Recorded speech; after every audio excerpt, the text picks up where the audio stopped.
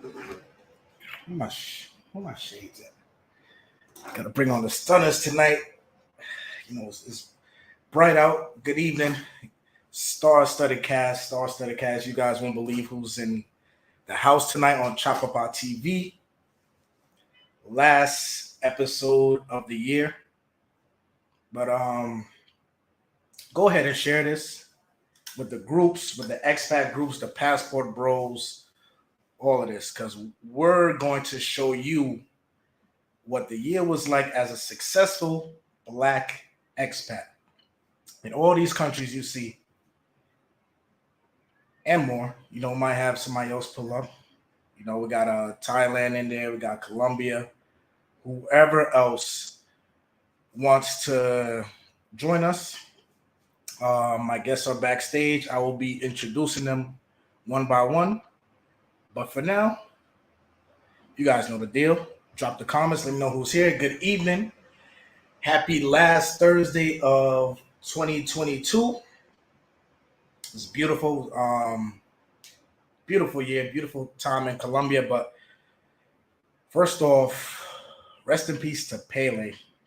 You know, Pele passed today. He's a Brazilian icon, Brazilian football player.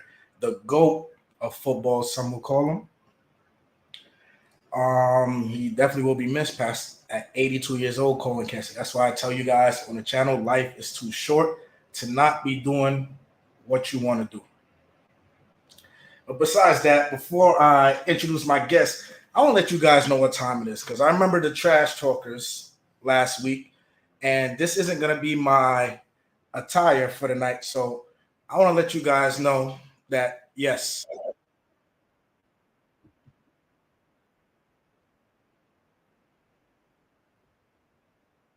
let's go Buffalo.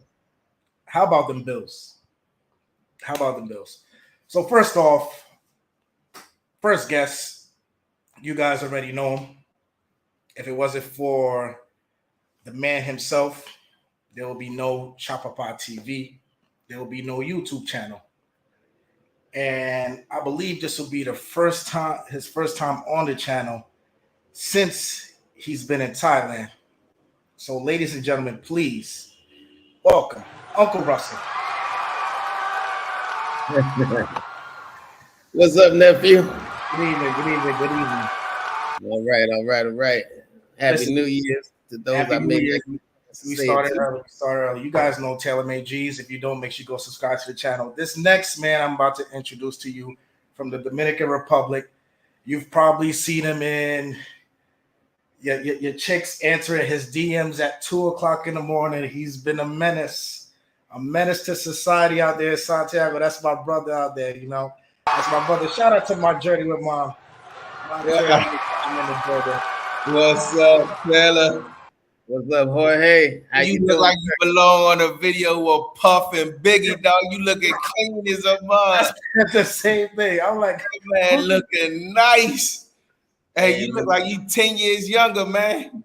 Bro, I was like, who's this guy backstage? I don't know him. God dang.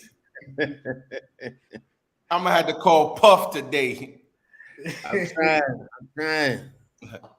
I ain't got Puff money, but in Thailand, you know, I can wear my tailor-made Hey, that's it. That's all we need. We ain't gotta be rich like them, but we can live the lifestyle like them. And I'm telling you, Jorge, it's amazing what changing your environment will do to some people. Nah, definitely. That's definitely true. So, fellas, what's going on with you guys? How's everything going? Man, everything good here in Thailand. Just got my checkup yesterday, man. I'm gonna tell you something about Thailand, man. That is, I think everybody should know, man or woman.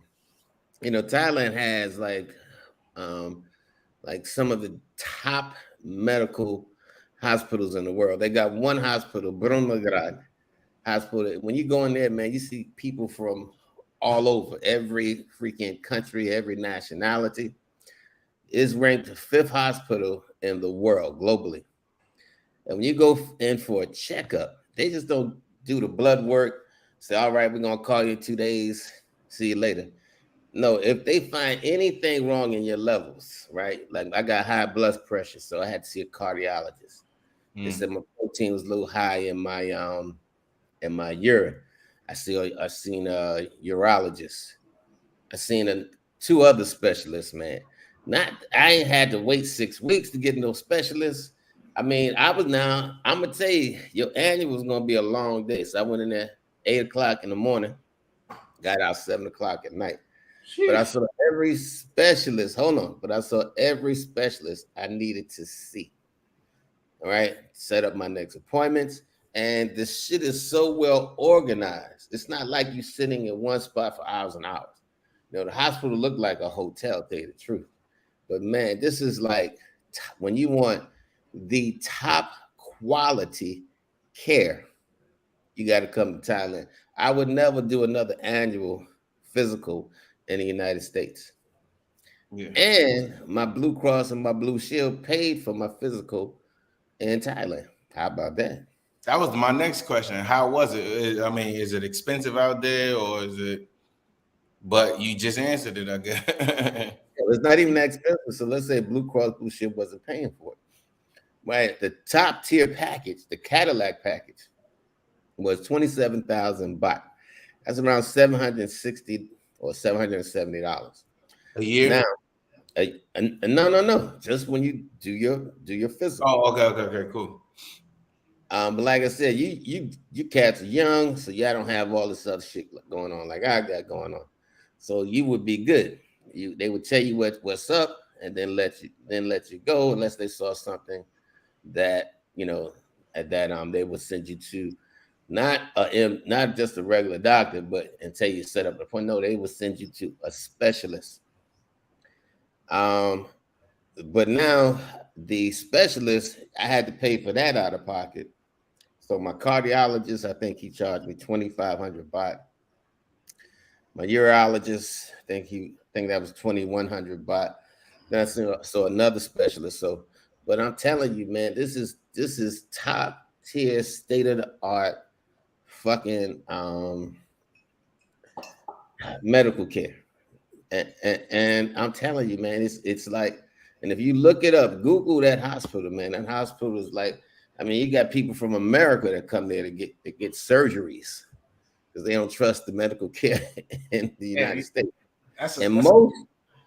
But a high level, 75% of the doctors practiced in America before practicing in Thailand. And I asked my cardiologist, I said, well, where did you practice? And she said she practiced in Boston. I said, well, what made you leave Boston? Well, doc, you made a whole lot more money than being here. She says, well, you got to look at a couple of factors. She says, one, I miss my family. She said, I'm a family person. She said, two, life ain't about money. She said, life is about experiences. She said, I'd rather experience it with my family. She says, besides, trust me, I'm doing well. So we laughed, and I left. But I'm telling you, man, if you want top tier, grade A medical services, come out here to Thailand. You won't be disappointed. That's the number one thing I see with people, Russ, and I 100% agree with you. Most people stay in the States due to, it's safe for medical, it's safe for this, it's safe for that. They have Medicare, they have, all these insurance plans, and they need the insurance. But they fail to realize that once you go to one of these other countries, it's actually cheaper without insurance than what you're getting in the States. Like I told Chapapa, this time that I went home a few months back, I try to schedule my mom, because what I like to do is I get all my mom's medical attention here, but just to, cross all my T's, dot all my I's, when I go to the States just to make my family happy, I get her medical attention there too. So God forbid if anything was to happen, I'd be like, look, yo, these doctors said the same thing as the other doctors, because we all know that that medical attention is better in other countries than in the States. But how long does it take you to get an appointment just for your mother? And if they find anything wrong, how long is it going to take you to get a specialist to see it? Russ, that's what I was just about to say. I called Kaiser. I don't know if we can name names, but whatever. Motherfuckers out. Yeah. Kaiser Permanente talking to her doctor through email. Matter of fact, when you do the online consultation, they charge you for that shit. So I called them a month in advance, a month and a half in advance, and I still couldn't get an appointment. A month and a half advance, and I still couldn't get an appointment. Here, or like you said, in other countries, man, they giving you your appointments back to back. Boom, boom, boom, boom. Now, of course, if you're a local, you don't have that luxury because you fall into the public system. But for people like us, expat, man, I get all my mom's stuff done one after another, all in one day, under $100, $150. Wait, don't get to the price yet. I want to ask you that, but let's get to these comics real quick. Travel Barber in the building. Good evening. Teddy KGB pulling up from 3. My God. Russ looking like we back in 95 when Puff and Big was on the boat. Definitely, man. Yo, yeah, I think I'm kidding. I was in the salon and stuff. Puff, Russ went back to pimping. He ain't gonna tell nobody, but he over there pimping or something. I ain't dry snitching, Russ. You ain't got to. I ain't dry snitching. I'm just listen. He came backstage. I was like, "Who is this guy?" Hardly even recognize him. Teddy, KGB, thank you. Kings and G's. Make sure you guys go subscribe to the channel. Thank you for the super chat. Definitely Real Pill Talk. We got Dre pulling up. Hopefully Richie Mack will pull up. You know, I've been talking to Richie this week. Hopefully get Richie on the panel. Infinite Growth. Good evening. Thank you. And gentlemen, I want to introduce one more person. And YouTube, I want to introduce one more person. The whole reason why I ended up or how I ended up in Sao Paulo is due to this man. He's been an expat for about maybe 2 or 3 years.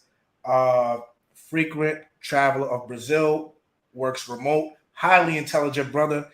Make sure you guys go check out his Instagram. But, you know, I'll let him introduce himself. My guy, Rudy. Hey, what's going on, y'all? Hey, how you doing, What's up, brother? Good. How are you? All right, sir. Yeah, Rudy. We're going to have you introduce yourself in a little, but we got one more last but not least. You guys know this brother. Straight out of Cali. Bro named man, this guy did a lot last night, had me die, man. You know, I'll just love when Dre gets on his sicko mode, man. It makes my night on YouTube. I'll turn off the Disney Plus, grab my drink, and I was just laughing the whole night away. But yeah, I'll let the man get on sicko mode tonight. You know that's what he on the channel for. Shout out to Dre. Shout out to the panel. Yeah, what's up, man? What up, Dre? Jay, what's going on, gentlemen? What's up? Yo, so Rude, I want to have you introduce yourself first since you're new. Talk a little bit about who you are, what you're doing out here in Brazil, and how'd you find this gem that is Sao Paulo? Yeah, so my name's Rudy. I'm a software engineer, an entrepreneur. I have a few companies in the States and some other places. I've been working remotely for the last 10 years. So, you know, since I had that option, you know, I've traveled to different places, you know, DR, Colombia, Mexico, Canada, the UK. And eventually, I think around 2019 was the first time that I came to Sao Paulo. And I spent about 7 months here. I actually experienced the COVID-19 pandemic while living out here and that kind of stuff. So that was an interesting experience. But I had such a good time, and coming from New York City and seeing all the parallels with the lifestyle that you have in New York City and the lifestyle that is available to you in Sao Paulo, things were pretty much equal in every way, except the biggest difference I would say is I would say the dating scene here is definitely a lot more fun and a lot better. And then the other piece is the cost of living as well. So the cost of living is about a fifth of what you'd expect to pay in New York City for, you know, the same quality, if not better. And so that for me was, you know, was when I decided to do lifestyle arbitrage and just come down here, you know, and get my residency so that way I can live down here permanently. Laptop lifestyle, and you just got your residency last week in Brazil. Yeah, Rude just got his residency along with me.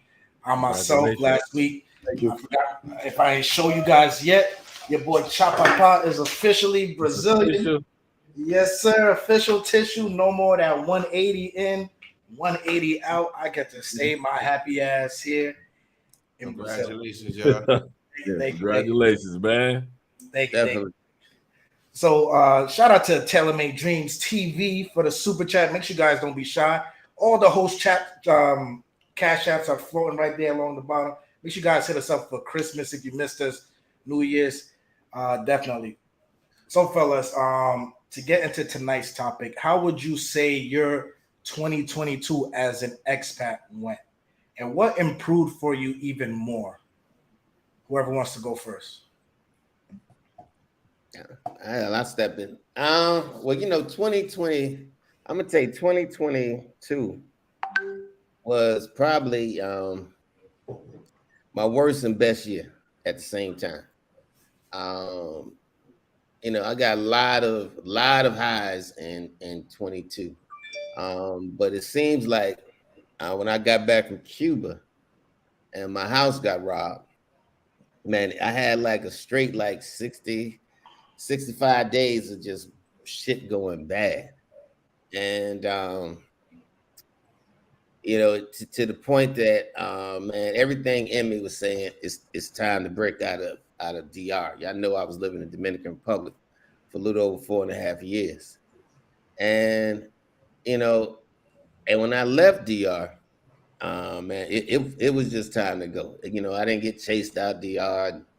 Wasn't nobody looking for me at the airport. I wasn't hiding nothing, but when sometimes it's just time to fucking change routes.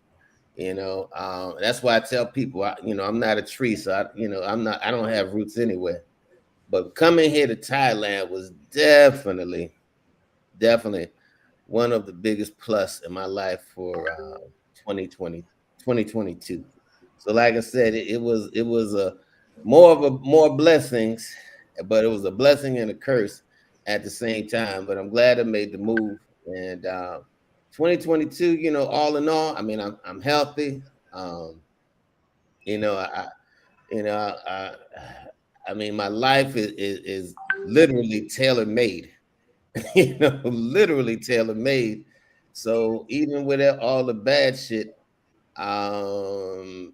and losing thousands of dollars this year, due to the robbery, man, something, I still feel very blessed. I still very happy. I still feel very rich. I got friends like y'all on the panel, that call family. And all in all, man, it's been one hell of a good year. Hey, I can see you shining over there with this t-shirt button up. I can see you, dog. Listen, I wish you could have lately too. I wish we could have a before and after of Russ's live streams in DR compared to his live streams in Thailand. You guys would be like, "Oh my god, yes." Well, don't go to them last few streams when I talked about that Banana Republic. I don't even call it Dominican Republic no more. I call it Banana Republic. But hold on, Russ. The monsters, man. Since this is your first time on the channel since you've been in Thailand, I got a few more questions for you coming up. But Jorge, for those of you guys who don't know, Jorge is my journey mom on YouTube. Packed his mom up, moved out to the Dominican Republic, and he is giving her the life. Yeah, I mean, that's right. All over the island, all the restaurants, all the villas, all the waterfalls, the ATVs, a little bit of white brugal when the family come down. That's okay. Yeah. Well, Jorge, talk to us about this year in DR with your mom. A little bit about medical expenses for those who may be looking to follow in your footsteps and fun things like that. Hey, but also, how is your mother? How is she doing? She's doing a lot better. I got her off. She's finally off of one of her blood pressure medicines, so she's just taking one nowadays.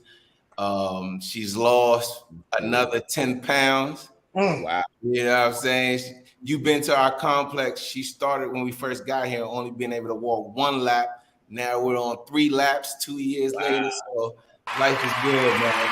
Life is good. Life is good. You don't use the cane no more. The cane, I gave the cane to somebody else that needed it the other day.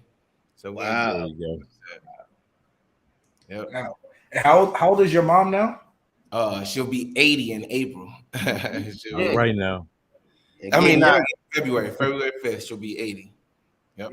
So I wanted to ask you, what was that conversation like when you was like, okay, I want to give my mom a better life. I'm gonna move out of the States. What was that conversation like with her when you were just like, you know what, mom, let's pack up and let's get out of here?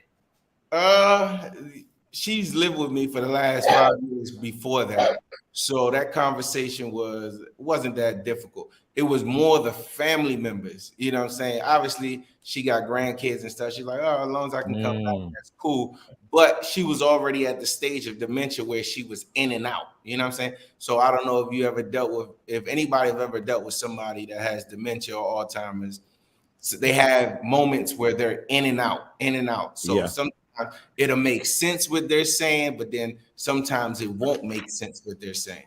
So she was already there. So, you know, I just had to make the executive's decision at that point, like, hey, we out of here. And it was the best thing I've ever did. We just touched up on our second Christmas here in DR. You know, it was 2 years. It's been amazing. It's been amazing. Hey, Jorge, to piggyback off of Chapapa's question, how was that conversation with yourself to be able to make this move? Because a lot of people could do it by themselves, but to have the confidence to do it with your mom, you know, one of the most sacred people of our lives, what type of conversations were you having with you? Because I want the audience to hear when you're in that cross, you know, because all of us, including some people in the audience, hit that crossroads of, should I do this when it comes to travel? Should I not do this? What was the type of conversation that you had with you? Man, I'm gonna tell you, I've done everything that comes down. I was in the military, obviously. I was in law enforcement, so I've done a whole lot of things that was challenging. But as far as the decision, that was probably the hardest, the most difficult decision I've ever made. Not because of the lack of confidence in myself, but because of the family. I'm like, yo, what if I'm making the wrong decision? What if I take her to the DR and, you know, the stigma, the medical attention ain't right and something happens to her? How am I going to live with that? Financially, am I in a financial spot? Because to be honest, to keep it 100 with everybody, you know, we all family, to keep it 100 with everybody, I was just a travel dude. You know, I would go to Colombia, you already know, Cartagena, Clock Tower, Sosua, Yaco, you know, Costa Rica, just traveling. So when you traveling like that, you blowing money. So I'm like, damn, I've been to DR a couple times, even though I'm from DR. When I come here, I come to travel. So when I come, I spend a lot of money. So I'm like, yo, can I flip this bill financially? That was like my biggest thing. I don't want to come over here and then something go wrong medically and then financially and have to come back in a worse state. So it was tough. It was extremely, extremely tough. But you get to the point where you just have to have confidence in yourself. And if enough things line up, you have to go with it. Because I think for myself, we try to convince ourselves not to make the right move sometimes. And it's not because of the lack of confidence of ourselves. It's because of the lack of confidence of people around us have in ourselves. So my family, man, you sure, man? That's a lot of responsibility. Man, you could just put her in a nursery home. You could just do this. You could just do that. The states will help you. Man, if I would have listened to them, I would have still been in the States, man. So it was definitely difficult. But thankfully, I made the right move, and I had confidence in myself to do that. That's right. Yeah, I think I could speak for all of us here where it was more of when we all decided to leave the States and we all heard the chirping and the tugging on our shirts from behind to keep us rooted. I think we all collectively decided, you know what, just watch me work. I'm going to work in silence and check back with me in a year, 2 years, 3 years, however long it may be. the States is full of false advertisement, to be honest with you. Like now I've been 2 years outside of the shit. To be honest, I mean, I don't know if we can talk about it like that, but it's Go all ahead. mirrors Go in ahead. the States, man. To Just be go honest, from like, if you can make it in the States, you can make it anywhere if you have some type of income, because that's the number one thing. And like the other gentleman just said, once you create a certain amount of income coming in, especially now with technology, you good anywhere, because there's nowhere in the world, I mean, that I've been to that's more expensive than the States when you factor so many things, taxes, insurance, health insurance. Just it's crazy. Like he said, he lived off of 1/5 of where he lived in New York. I damn sure live off of like 70% less of what I was paying in Maryland. Like to me, it's a no-brainer. And like Dre said, I'm doing it with my mom, and that's a huge restriction. Like when I do my extracurricular, my life don't start until 9 o'clock in the PM. You know what I'm saying? In the evening, Right. or when the lady is here. So if you by yourself and you just have income coming in, oh man, it's a no-brainer. Yeah, definitely. So Drake, we all know you're in Colombia right now, and I believe you said next year or in 2 years you're heading to Portugal. Yeah, we'll be actually we're going to visit we'll be in Europe for 3 months in April. We're heading out to visit, check out the countries. We're landed in Madrid. We're shooting over to taking the train to Paris in a couple days after that. Then we're heading to different locations. We're going to shoot up. I didn't realize how inexpensive compared to the States it is to fly or ride a train in Europe. Because I'm looking at O'Shea, right? I'm looking at O'Shea Duke Jackson. He like, I got like 35, 45 countries under my belt. And I'm like, how is this dude getting these countries? And then when you start looking up the cost for those of us that have never been to Europe, you're looking at train rides that are like from one country to another, $8.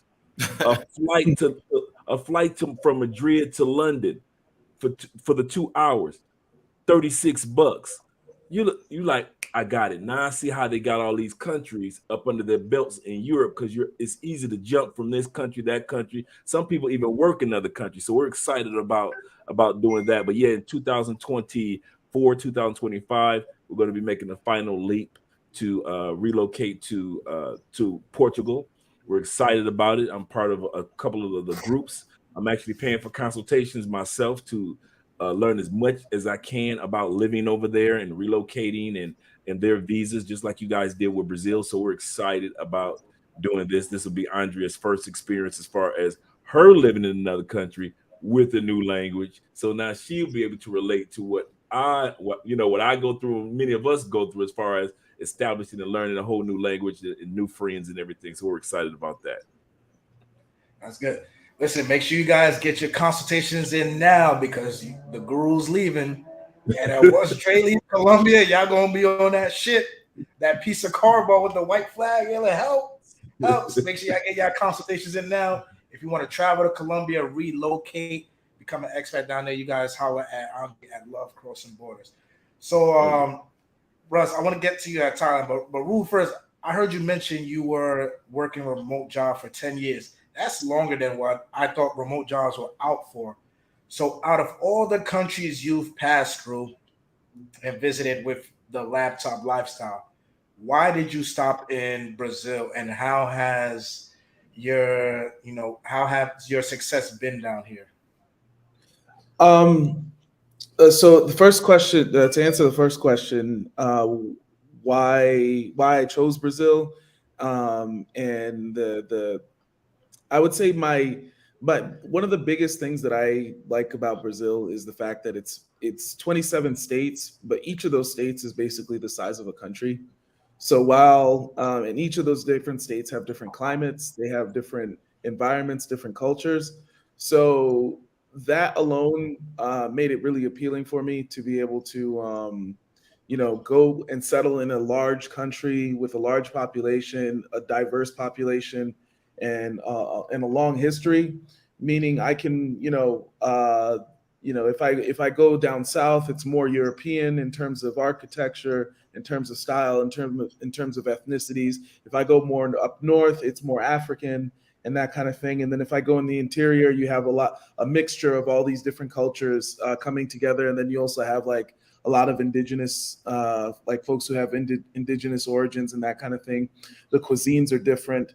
I would say so for me, that was one of the biggest appeals, was that, I could be in a large place where there's a lot of different diversity in general. So not having to apply for visas, not having to do those kinds of things. And then the fact that, there's 200 million people here. So when I learn Portuguese, traveling to all these different places, I'll be able to communicate with all of them pretty easily and that kind of stuff. And so it allowed me, I think it was good to be able to be in a single system for such a large country.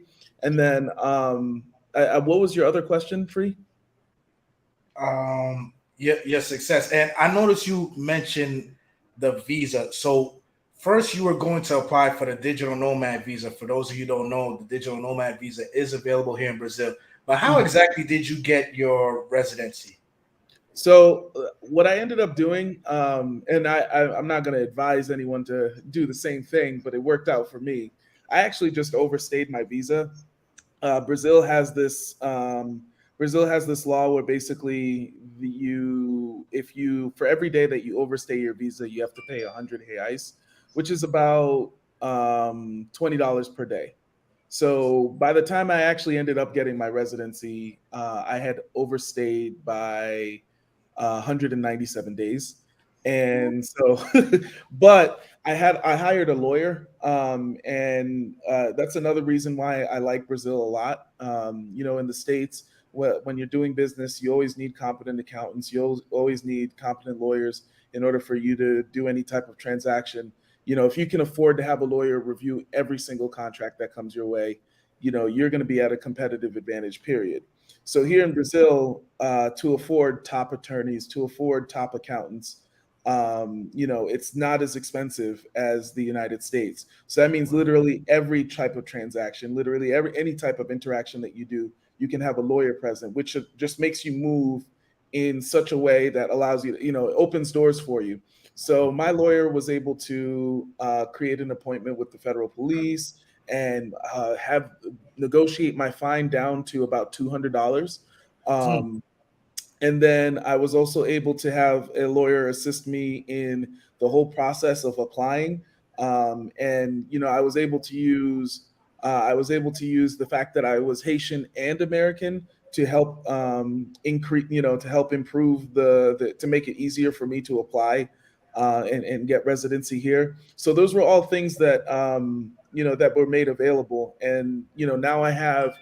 Now, as a result, I can actually live here. I can get contracts. I can own property, which is something foreigners can do. But to do it as someone with residency means that you have plenty of more time to investigate, plenty more times to look for hidden deals where they may not be on a website available for gringos, but because you got boots on the ground, you're able to see it and take those opportunities.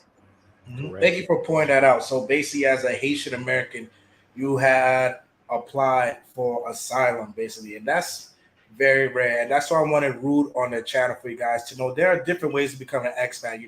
You have 3 veterans on the top with myself, Russell, and Jorge. You have Dre, who's just YouTube guru, and then you have Rudy, who has been working a remote job for 10 years and got his residency by applying for asylum, being Haitian and American. That's very, very good stuff. Russ, I wanted to ask you, how do you call it, the Thai language? How's your Thai coming along? Terrible. Man, listen, I'm learning to say, the greetings and all that good stuff. But outside of that, man, look, at 60, I ain't trying to learn a whole new language. I'm still practicing my Spanish. So. Nah, Thai is difficult. This is a difficult language. It is much more than even Spanish. How do you feel? That wasn't even a 180. That was a complete 90-degree angle turn you did, going from Spanish to Thai. So how much of Google Translator is saving your life out there? I'm gonna tell you, man. Oddly enough, I don't. I use Google Translator if I'm in the store trying to find something like supermarkets and stuff. But on the street, I really don't have to use my Google Translator. I mean, I run into a lot of Thais that speak English. Some speak some English, you know. Some know very little English. So, but I'm gonna tell you, man, Thais are great people for letting you think they know English, and then you find out they really don't know. They know the But Michael Jackson songs and stuff. yeah, Right. because exactly as far as music, so music wise, man, it's just R&B, hip hop. I mean, that's like two biggest music genres down here. You hear a little country, but hip hop, R&B is like your two main sources of music that they listen to. And like I said, they hear so many phrases over and over again, like "Where's the toilet?" Like, you know, as soon as they hear that, they point it out. They'll point you to it. It's just certain words in America that I'm learning that if I say that, they'll know exactly what I mean. And for those times that I don't know, you know, I hit Google Translator, but like I said, that's mostly in the not in the restaurants, but mostly in the supermarkets and stuff like that. Because I do a lot of my own cooking here. Even though Thai has great food, but I'm trying to get into a more healthier lifestyle, and I like cooking anyway. So believe it or not, when I tell people that, they'd be like, "What the hell?" But no, I do a lot of my own cooking, man, because it's something that I enjoy, and you know, I just enjoy doing it. So, but it's a total different culture. It's a total different life change from DR to Thai. It's you're right. It's a day and night difference, language, cultures, norms, everything. Hey, Free, if you don't mind, I'd like to touch one thing too that he mentioned that I know Dre from his channel, and people might know from his channel. I mean, briefly. Oh, that's another luxury that a lot of people don't even talk about. We talk about the cost of living, we talk about the quality of life, but part of the quality of life is what that gentleman just said, yo. Being able to afford a competent attorney. Dre did time. Who knows if Dre, I don't know your personal situation on that note. I mean, we've talked offline and online, but we haven't gotten into that part of it. But who knows if Dre could have afforded a competent attorney, he wouldn't have done that time. My background, I have law enforcement, and I've seen plenty of young African-American males, young Hispanic males go through the system because they couldn't afford an attorney. The damn public offender, they don't even know who they were who are you? Oh, okay, I see your little, okay, we're just gonna cop out to this. All right, go sit down over there. You know what I'm saying? Like, that's a luxury. It shouldn't be a luxury in the great United States. It shouldn't be. Everybody should be able to afford it. But like he said, when you can afford it, you have more opportunities. So, man, that's another super plus that I heard, you know what I'm saying, that I just thought about because he said it, that we don't talk about enough. Yeah, it's amazing the level of legal work and assistance, just in general, and little things like Andre and I have got. I was always into yoga off and on. For example, Andre and I just started to get it to pay for a yoga instructor for on a regular basis to do yoga, and you don't think about that while you're in the States because you just basically. You know, I want to say robbing Peter to pay Paul, but even if you're making money, even taxation is still coming your way. And so, but when you come to these other countries, you can economically take advantage of some of the things that the upper crust of the United States take advantage of, because your money is. I kid you not, our average to sit back and be in a country to where our bills, once everything is paid, all of our bills from cable to our apartment to everything, and it only adds up between $1,500 or $1,300 to $1,500 a month, and now you still got $8,500 left for that month. You got leverage now.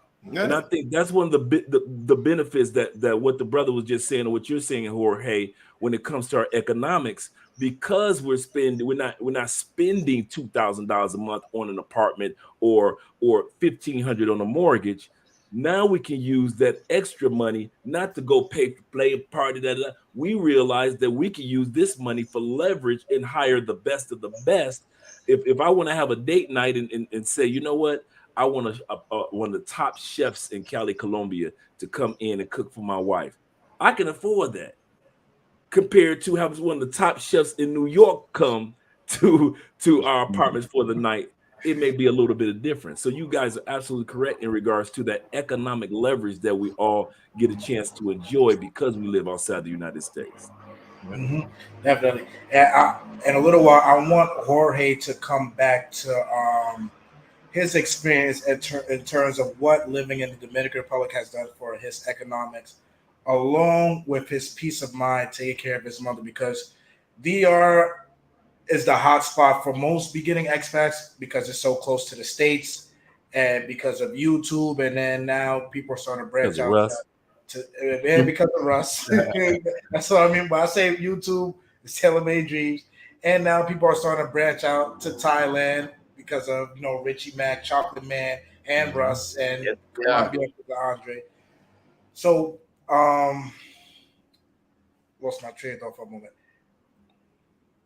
Dre, what was this year like in terms of finances? Because I've seen the dollar climb from 3,000 to 5,000 in Colombia. Yeah. So I want you to sell Colombia a little. I know that's not your thing. You tell people stay away. But what has Colombia? What has the dollar? You living in Colombia, what has that done for your finances? Seeing the dollar go by 2,000. Yeah, just to sit back, it allowed us because we were actually collecting dollars. A lot of people don't know that we collect currencies from different countries. So like right now, we know we're going to Europe, so we're collecting EUs, and so we were already collecting dollars throughout the years. And so now to sit back and see our investments of dollars, kind of when I came here, the dollar was 2,500 to 1. Now it's 5,000, 4,500 to $1. And so that was the benefit of us already having so much cash, at hand, to where we were able to do a lot of things. And so that's one of the benefits for us. We didn't just look at the dollar like, oh, wow, now we can party more. And I probably continue to emphasize on that a lot of more throughout the conversations. But we saw the benefit of leverage, to whereas now this $100 bill is not worth $250 in buying power. It's now worth $500 in buying power in 2022. So once again, we saw the power of leverage by not just looking at the US dollar grow, but actually say, hey, let's get some of these dollars and watch our monies, watch our investments grow. And so that was one of the benefits that we had in regards to being here in Colombia. The other thing that was a benefit for us for living in Colombia, and I'm going to sell to you guys, is your cost of living, as far as your rent or your mortgage, goes down if you're using US dollars. What do I mean by that? Our actual rent, when we sign our contract, is $420 a month.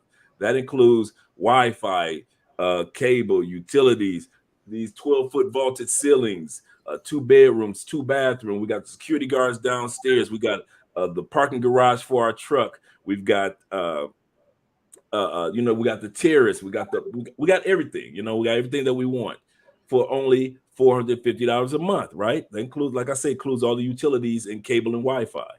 Jeez. But here's the kicker. Because that we pay in US dollars coming from our US bank account, we end up paying on average, because the dollar gets stronger, it causes our rent to go down. So now we're down to $330. During the pandemic, we were $280 for the same $420. So now we've got the same apartment, in same place, but that's another benefit that you don't get. Think about in the United States, if you can actually have your $2,000 apartment rent go down to $1,200. Currency. Man, that never happened. You see where I'm going with that? So the strength of the currency has helped us be able to once again use our cash as leverage in other areas and open up doors in other areas. To whereas, and also when it comes to, well, I give you a perfect example. We were able to walk into the dealership and say, we want that 2020, blah, blah, blah, blah, blah. And we got the vehicle and we paid cash right off for it. Now in the States, I've always wanted to have that experience. And I know that they tell you that technically you shouldn't do that. But I always want to have that experience once in my life to walk in the dealership with like 30, 35,000 and say, I want that right there that's sitting in there on this riding around that circle. I want that truck right there. Let me get that. And was able to be able to do that.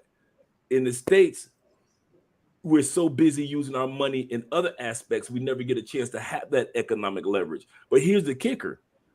We bought that truck at that time period and we paid for it basically right off, right?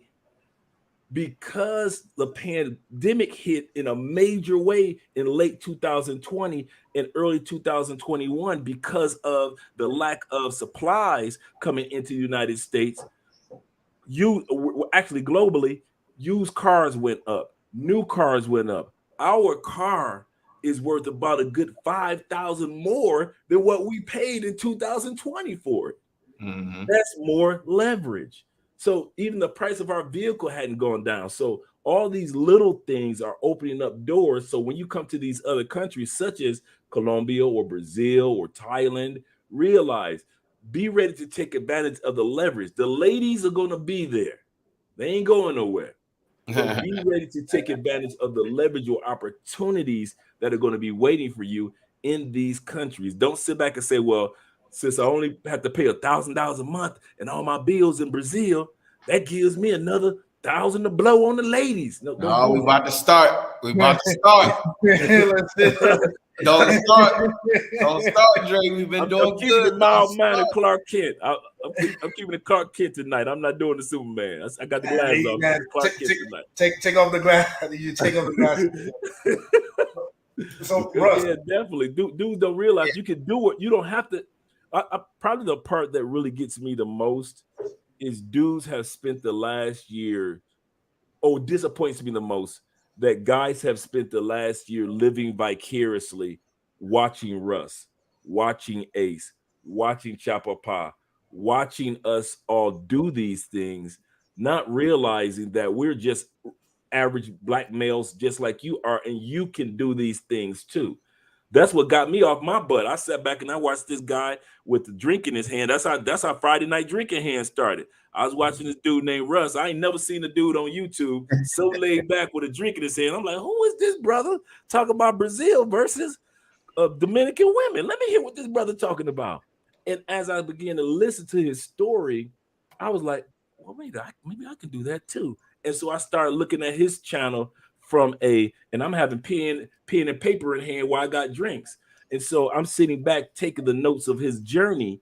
And I'm like, let me apply my own story to his journey, but I'll find my own country, my own location to unwrap all that I've been studying for the last 2 years under the tutelage of Tailor-Made Dreams, the original channel. And I sat back and I was able to do it. And that's probably the biggest disappointment that I have right now is I'm going on year 6 and not as many men are truly taking advantage of the economic side and the leverage side of travel as they are for the party side of travel. The party side ain't going nowhere, but there's so much leverage that you could take advantage of. And I love the fact that's why I have so much respect for Jorge and his journey, because he realized there is leverage, medical leverage.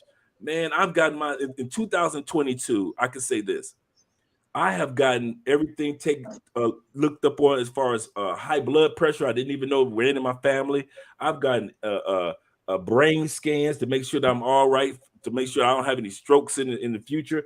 I have gotten new diets. I have gotten When I sit back and I say from head to toe, I'm talking about the podiatrist, everything, because it's affordable. I said this the other day. I'm gonna stop babbling. I said it amazed me. You dudes could come down here to Colombia and pay for play for up to $2,000, and you go back to the United States after 6 trips, and your mouth is still tore out the frame. Your breath still smell like cigarette smoke because it's locked in your teeth. Your teeth are all yellow and beat up. You got that chipped tooth from 20 years back. And you telling me you come to Colombia, you watching TaylorMade's teeth get taken care of. You're watching my teeth get taken care of. And you want to still use most of your money for pay for play. And you really think that these women really want you with that cigarette breath, cigar breath, and that marijuana breath, and your teeth are high yellow. I didn't say yellow. I say high yellow, high light beam yellow. I mean, your teeth should be in a Crayola box. They so yellow, and you haven't taken the time out to focus on your health. You're not taking advantage of the leverage that we are continuing to show you in all of these videos. That's the disappointment of 2022.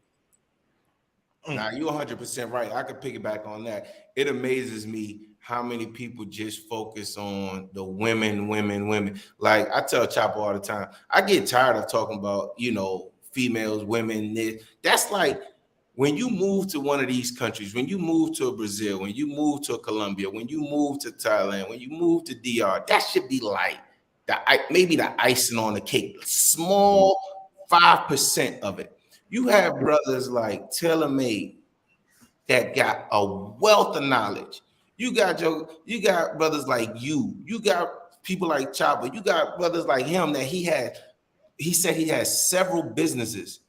He's works from remotely, years and years of experience. But you have people that will come to these countries and the first thing they will ask, yo, where can I go? Where the red light district at? Like, this guy can easily put you onto some shit that you never heard of financially or medically, or point you in the right direction to an attorney. He just said every goddamn transaction he makes is with an attorney.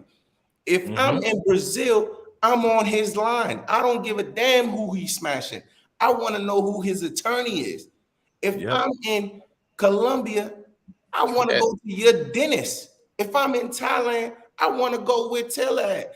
But no, the number one thing, which is the easiest thing to find in most cases, is that pay to play. That shit drives me crazy. I don't understand it. Yo, you have people that retire CEOs of financial institutions. You have people that contracting, they can get you contracts. They can do this. They can do. My neighbor, I just found out he gets contracts for, the FDA and all sorts of stuff.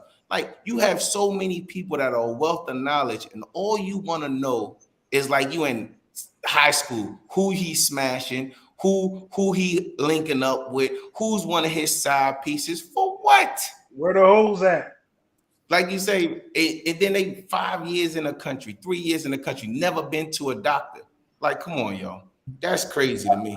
I wanna share a story. So I had a friend of mine, and he actually took my advice and started traveling to Colombia.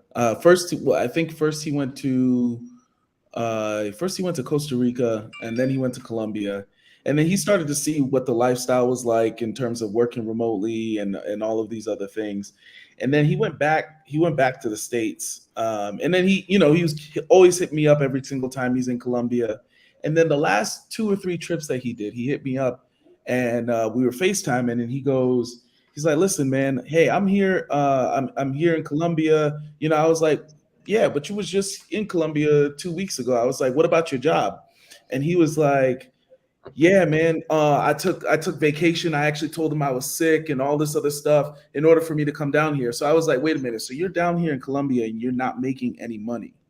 I was like, and then I had to school him. I was like, listen, like, everything that you're seeing me doing, I'm getting paid the entire time. Like, the money train never stops. Like, right now, Free's trying to convince me to go to this beach town and that kind of stuff. But because I know I got meetings scheduled that day, it's scheduled that week, odds are I'm probably not going, because my priority is always to make sure that I'm bringing cash in no matter what. If I can bring cash in today, that's what I'm going to do, because I don't know when I'm not going to be able to bring that cash in. You know what I'm saying? So the one of the biggest things too is that, like, there's an opportunity here to travel, but your priority should always be to, especially if you want to make something like this last, because it's cool if you can do it for a year, if you can sustain it for 6 months, but it's really cool if it's actually something that you can do and live, instead of experiencing it for a few weeks. Because I'll tell you this, when I was in Brazil the first time for 7 months and I had to go back to the US, one, because I got a contract that was really good, and then two, because COVID was happening, so everything was shut down here, so the country wasn't really the same. The amount of depression and how sad I was, because I had just experienced something that was so life-changing, so amazing, and then I realized that I had to go back to the US and conform back into the system and all of these other things. And don't get me wrong, I mean, my life is great in America too, but it wasn't the same. You know what I mean? It didn't have, you like you were saying earlier, you don't have the same amount of leverage that you do. Well, you just need way more money to have the same amount of leverage that you would have in a place like this. But I just wanted to point that out, because sometimes, if you've never traveled anywhere, sure, take that vacation and that kind of stuff, but don't sacrifice your income.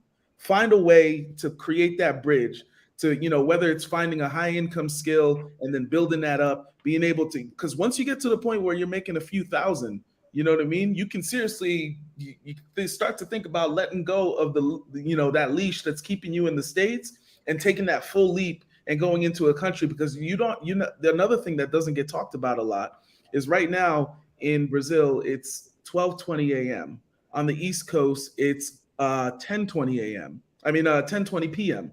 So what that means is that I'm 2 hours ahead of Eastern Standard Time, 5 hours ahead of Pacific Time. Any client work that I'm doing, any business that I'm doing, I'm 2 hours ahead of all these people. So that means, one, if I'm waking up at 7 a.m. here, it's the equivalent of me waking up at 5 in the morning in the US, which, that means that I can get shit done. I can be fully prepared for whatever it is that I got to do. So there's a lot of things that you can actually do to be able to make it so that, this lifestyle becomes not only sustainable, but allows for you to actually make more money than you would have had you stayed in the States. But, you got to have your priorities in order. And, the girls are always going to be here. And to be honest, you're going to have a better time meeting regular women than you are going to be meeting pros, because those are going to be genuine experiences, people who actually care about you and want to know who you are and want to be part of that journey with you. So you definitely have, there's definitely a bigger opportunity at play than just, like he was saying, just traveling just for the temporary pleasures. If you can really think about the big picture, you have an amazing opportunity to build something for yourself and for your family. Definitely. I 100% agree with you. I always say to everybody close to me, the number one wealth building tool that for us as minorities is a passport. If you can figure out a way to make average money in the States in any one of these countries, you will build wealth quick, extremely quick. Like $4,000 a month in the States, that's no money. Dre just finished saying that all his bills is covered with $1,500. They say the average person don't have $1,000 in their bank account or $2,000 for an emergency or whatever the case may be. Let's just say all your bills are $1,500 and you just have to play with $5,000. You still got $2,000 a month to do whatever it is that you want to do as far as building wealth. And you cannot tell me a person putting away $2,000 a month for 5, 6, 7, 10 years is not going to be financially stable. So I always tell everybody that the number one wealth building tool that they gave us as minority is a passport. If you can figure out a way to make money, like he said, it doesn't even have to be that much. Or like Chappa said, we're veterans, we're disabled veterans. If you're disabled veterans, you absolutely shouldn't be living in the States. I love the States, but it's not for us. You can live a way better quality of life for less and get better attention in another country. So, yeah. And that's the reason why I brought Russ, Jorge, Dre, and Rude, because everybody in this panel right now lives outside of the States and they do it a different way. And this panel is for all of you naysayers and all of you excuse givers that, nah, I can't, or nah, what about my money, or what about my house, or what about the American dream? You know, I gotta continue to put in to give birth into the community, or some other nonsense. Listen, you have Russ, retired, worked for TSA from hairstyles to TSA to managing. You have Jorge, former police officer, now veteran. Dre doing all his. Dre got married in Colombia, y'all. And I don't want to get off topic, but for those of you who think, oh yeah, let me get married in the States, let me have a kid in the States, is the right thing to do in 2023, get your passport first and then come talk to me. You got Rude, who's been traveling, working abroad for 10 years. I'm gonna tell you a little story. Last week, I went out with Rudy, right? I went out with this brother and his secretary, and we're at a bar throwing back beers. And him and his secretary, he hired a Brazilian secretary, by the way. So he's definitely put it back into the economy. Him and his secretary are talking business, right? They're talking business while everyone around them is drinking beers and having a good time, and music's best. I'm like, man, you really gotta appreciate the power of a passport. So with this, there's no excuse, right? Russ showed you the game at 55. Jorge showing you the game in his 30s with his mom that has dementia. Dre is showing you the game, 10 years, served 10 years, was making good money in Florida, was said, you know what? Let me go to Colombia. Rudy is showing you the game, got his residency, has businesses, engineer, software engineer. So what excuse do you have? And my excuses lately have come from a lot of veterans. Like, I literally try to grab veterans by the neck, like, listen, come on, just go over to this airport. And they're just like, man, my girl, or man, my kids, or da-da-da. And I'm like, listen, if guys could go back and forth, or if guys could bring their family with them, look at Javier. Javier packed up his whole family and moved to Santiago. If you're complaining that something in you doesn't feel right and you're not happy and you're not doing anything about it to change your environment, because if you guys don't recognize who Taylor Made Dreams TV is right now, that's Uncle Russell, y'all. That's Uncle Russell. I know he look a little 10, 20 years younger since he moved to Thailand, but that's the same old Russell. And look at him once he changes his environment. I'm telling you guys, there's no excuses. But for those of you who just joined the video, make sure you like the video, drop a comment, let me know what's here. Shout out to EJ Creative for the super chat. He says, y'all give amazing advice, gents. Hope you follow it, brother. Thank you and happy holidays. Thank you. Shout out to EJ Creative, #1 photography agency in New York City. Make sure you guys out there in New York book him for your needs. And don't pay attention to this comment right here. I already reported it to YouTube. Him calling me a Jets fan. Don't you dare. You know over here's them Buffalo Bills. How about them Bills?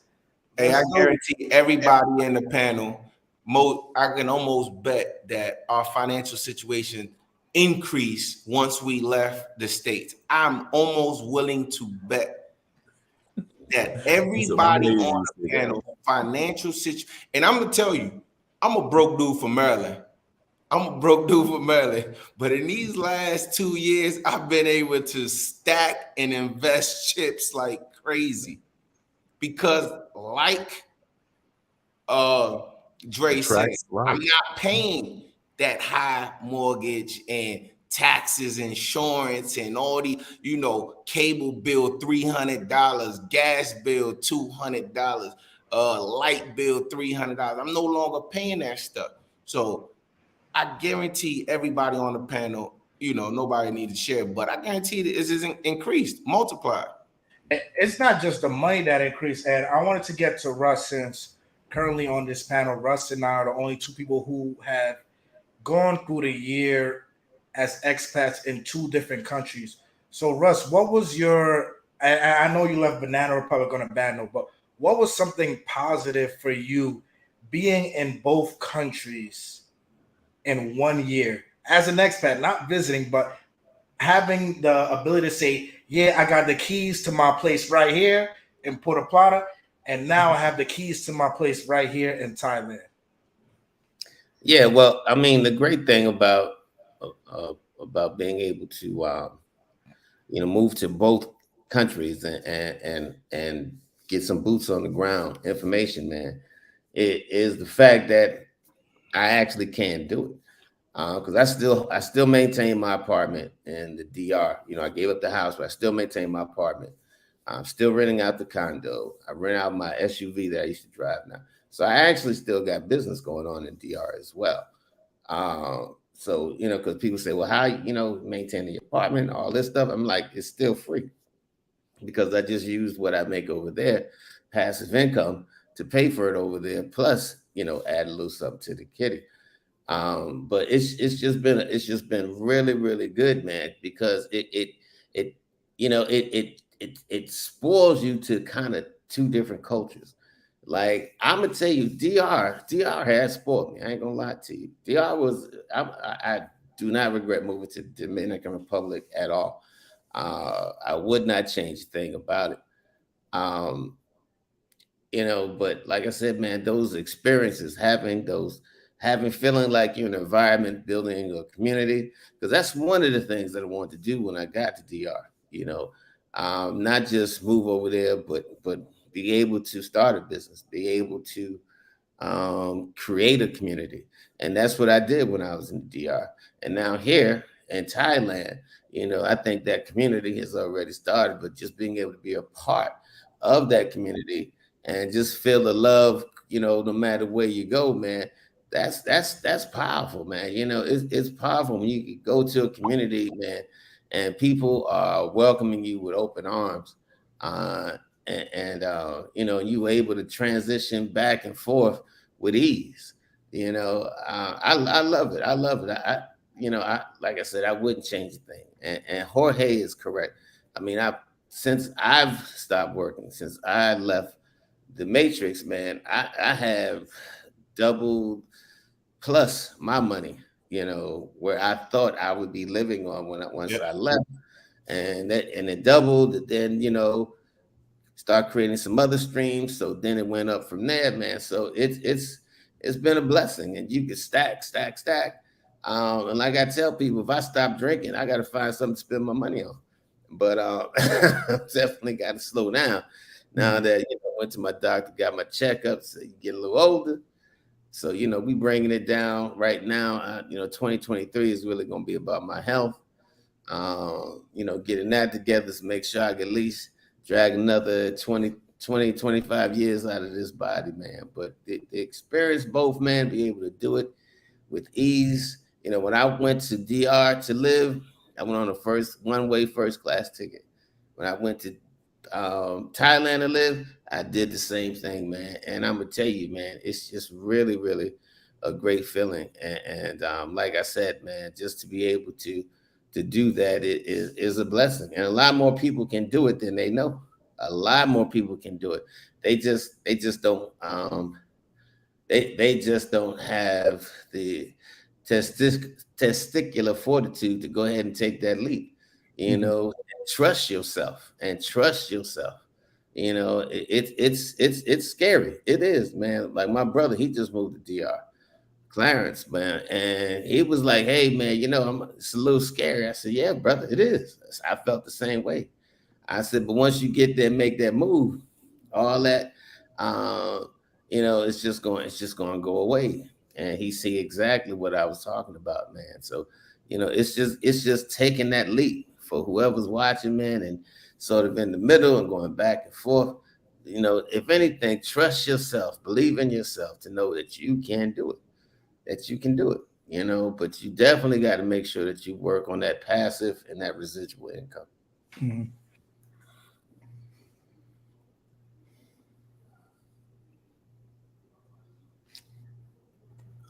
Oh, look at that. We got all-star. Is you back in the building?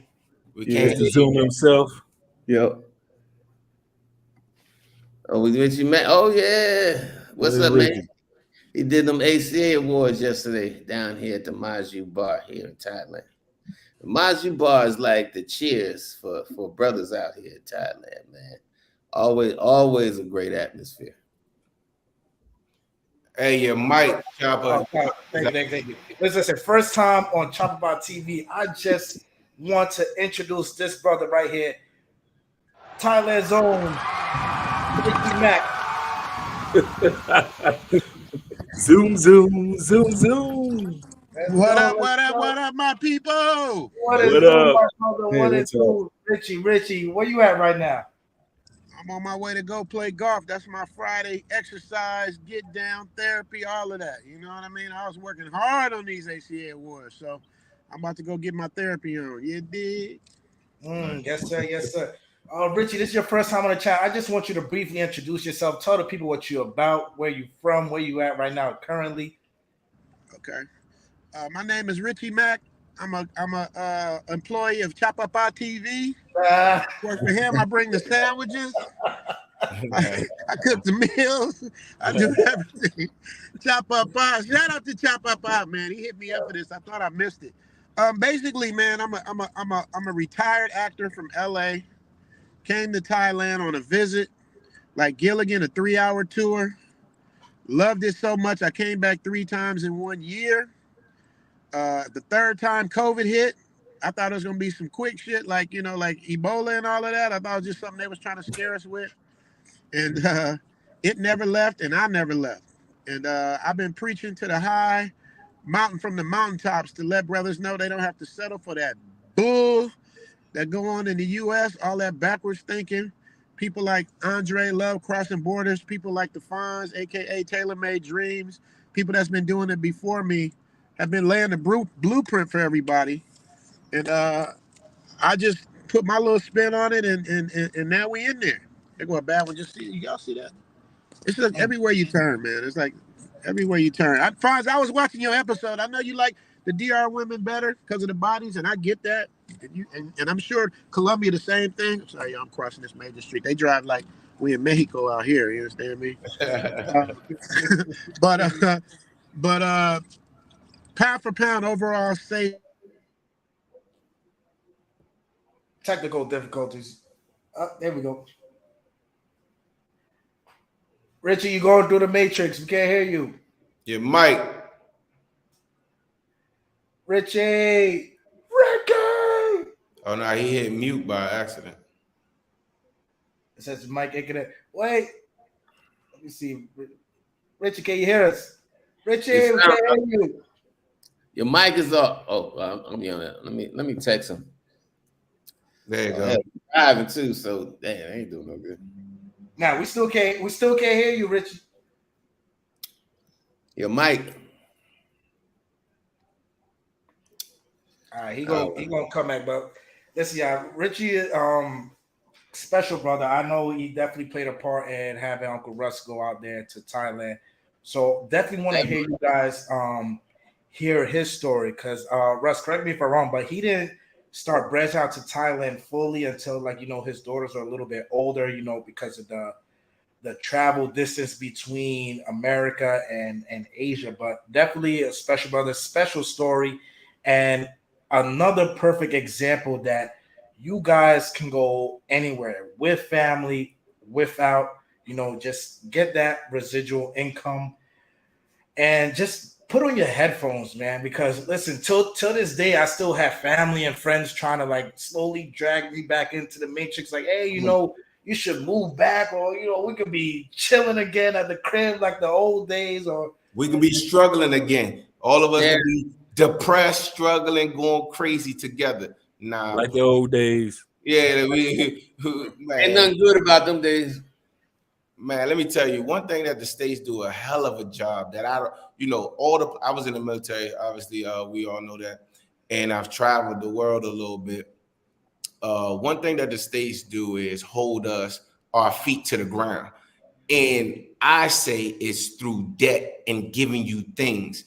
America is the only country that I've ever been to, which can be a good thing depending on, like Dre say, if you leverage it correctly or if you're purchasing things that make you money. But they do it through debt by giving you things that you want. America's the only place where you can get a $300,000 mortgage with zero money down, or a $40,000 car with zero money down. I have never been to any other country, you guys, I mean, correct me if I'm wrong, that they're going to give you a car without 20-30% or a house without 20-30%. That should tell you something. That should, when I start looking at that, I was like, hold up, there's a problem. How in the hell somebody making $200,000 and they broke, but they just have nice things, living check to check, making $200,000-$300,000? I've seen it. I've seen it. So, man, once you get rid of those things, the one of those things is like, you know what? I don't need the big Range Rover no more. I'm okay driving like Russ, the Pilot. Russ can afford probably any damn car he want, but guess what? It's not important to him no more. He rather his freedom. I can afford a better car, but I'm driving a Sonata 2014. You know what I'm saying? I'm pretty sure Drake could have went in that joint. He got a nice vehicle, but he could have did the States move and be like, you know what? I'm gonna put this $35,000 down, and I want an $80,000 car. They would have gave it to him with open arms. They would have like, Drake, let me get that money. But what Drake say? Nah, I want to buy this car cash. I don't want to owe y'all nothing. Because in all these other countries, in order to get into debt, it's extremely expensive. Interest rates is high. You think interest rate, people crying about interest rates in the States, shit, try interest rates out here. But once you become an expat, you understand that, you know what? I don't need to buy every pair of Jordans that come out. I don't need to have a nice fancy car because somebody gonna bump into me anyway, maybe, most likely. So if you can let go of things, man, you can do it. Most people that tell me, man, you lucky, they making $200,000 in the States, living in a 5,000 square foot house with a pool, this and that, that and this. And I'm like, I'm lucky as shit. All you gotta do is get rid of that house and you can come and afford. I'm going over here. You know what I'm saying? But when did you guys come to the reality that I'm no longer living in the United States? Because there's a time where you can kind of like question yourself and say, you know what? Well, I could do 6 months in, 6 months out, or I'll do, 9 months in and 3 months. I'm 9 months out and 3 months in. Did you guys, as easily as I did, come to the conclusion, I ain't going back? I'll visit, but I ain't going back. My conclusion was definitely, I am not going back. I didn't understand to the fullest extent. How can I put this?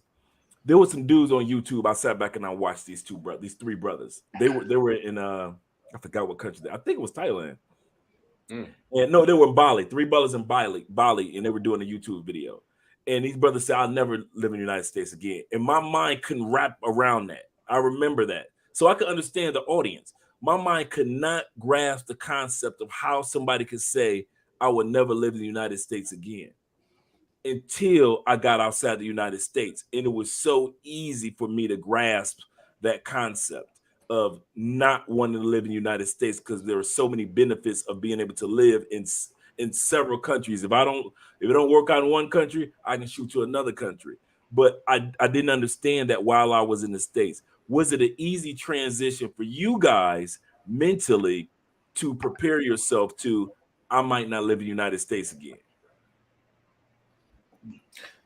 Yeah, I think it was definitely a easy transition, mostly because of like I remember talking to somebody and they were like, "Yo, this is the happiest I've ever seen you," and that to me clicked, and I was like, "Oh, okay."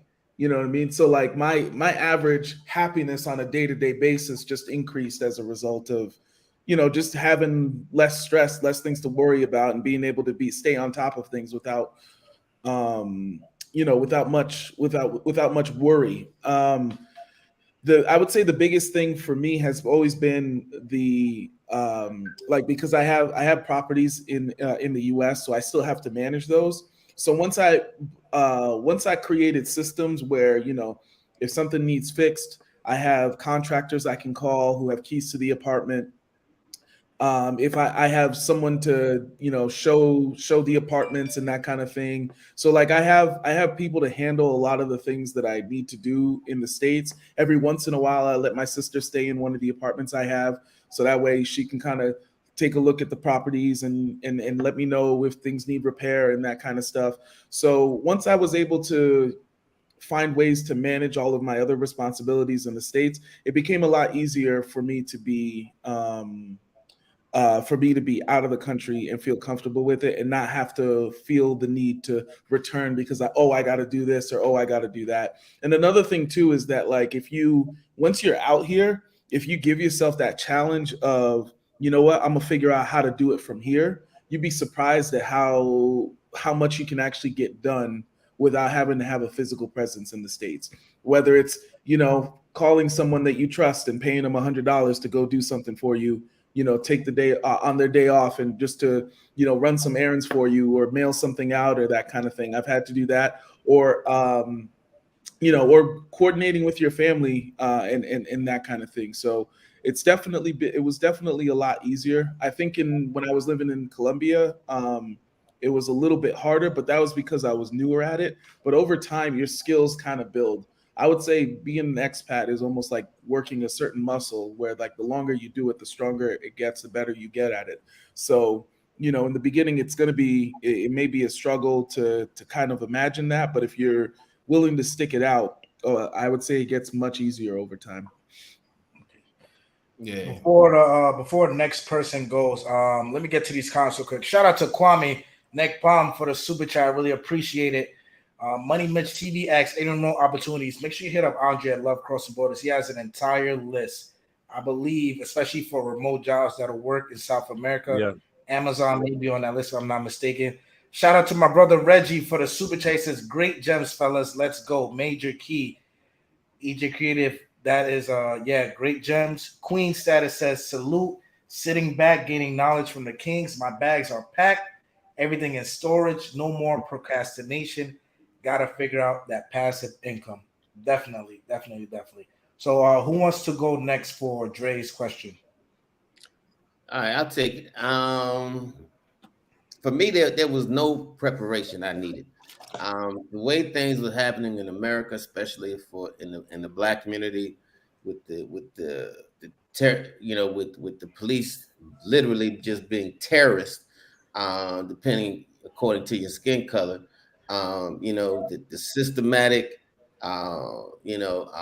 racism, all that stuff, man. For me, it just came to a boil. It just came to an absolute boil, man. And you can see through the 50s, the 60s, the 70s, it didn't get no better. And matter of fact, the civil rights bill, man, they gutted that thing like crazy. And then if you look at it, the people who benefited most from civil rights is not us.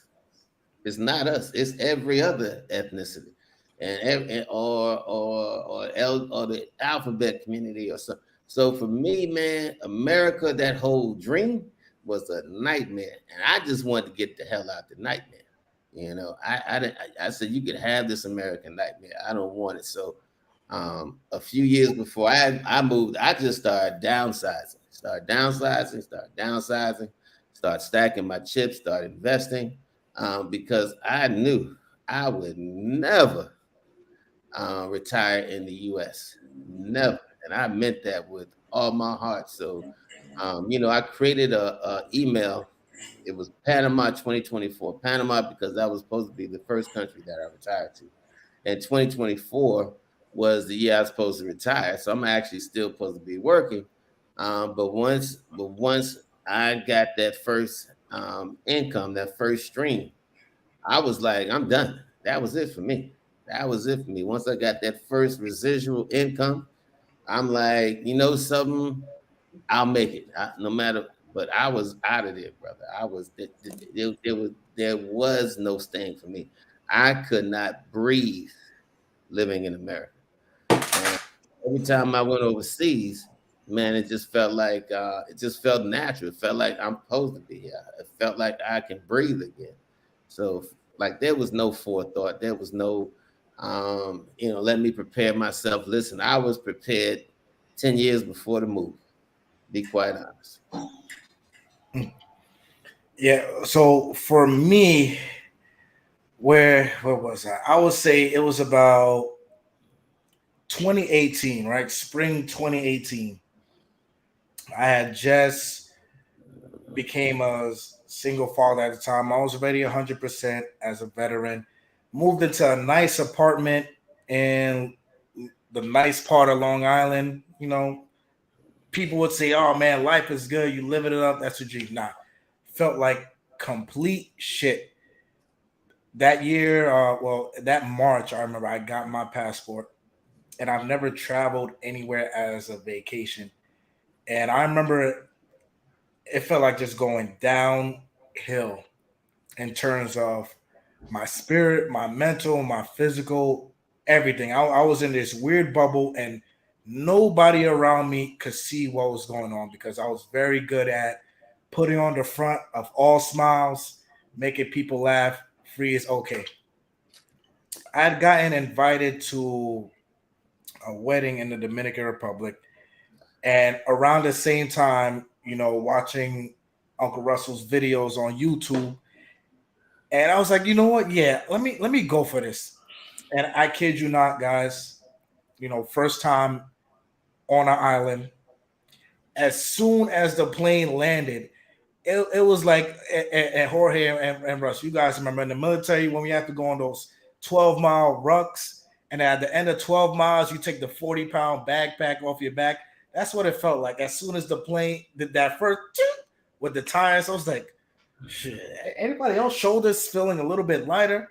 Got off the airplane. It was hot. I had a hoodie on, took off the hoodie. They playing the merengue in the airport. Bought a bottle of water. The bottle of water was 50 cents. And I was like, nah, you know what? That's it. That's it for me. And from that point on, I was like, you know what? In order to save my life, in order to preserve my life, in order to be happy, because it was at a point where I was focusing more on the happiness and opinion of others than for myself, I said I had to move. It was time for me to move. And from that point on in 2018, you know, Russ helped me find my first house in Puerto Plata, Dominican Republic. Started learning Spanish, taught myself Spanish, moved to DR it was 2018, moved to DR a year later, Dominican Republic, and never looked back. Yeah. For me, it took a little longer because, to be 100% honest with everybody, I wasn't ready. Financially, I didn't feel like I was ready because, you know, the American dream, hey, you got to stack retirement. You got to have about $1 million. Now I'm talking about retiring with my mom that has dementia. So for me, I wasn't ready mentally, but I was kind of pinned to a corner that I ain't have no choice, because it was either that or put her in a nursery home. So I was like, you know what? I'll try it. If I fail, I'll go back to the States. So it took me, while I was here in DR, maybe about 3 to 6 months, I would say, because when I first got here, I'm half Dominican, but my mom's family is on the other side of the island. We had no family, no friends, no doctors, no nothing in Santiago. I looked it up. Second biggest city in DR. Okay, I looked up the hospitals in the area. I started looking up Airbnb. Okay, this and that. Start doing my research. I was like, all right, I'm going. I came here for the wintertime for a couple of weeks, and then that was it. So for me, it took about 6 months. But once I got the taste of what freedom is, it'll do some things to you. When you have full control of your time, forget about the money.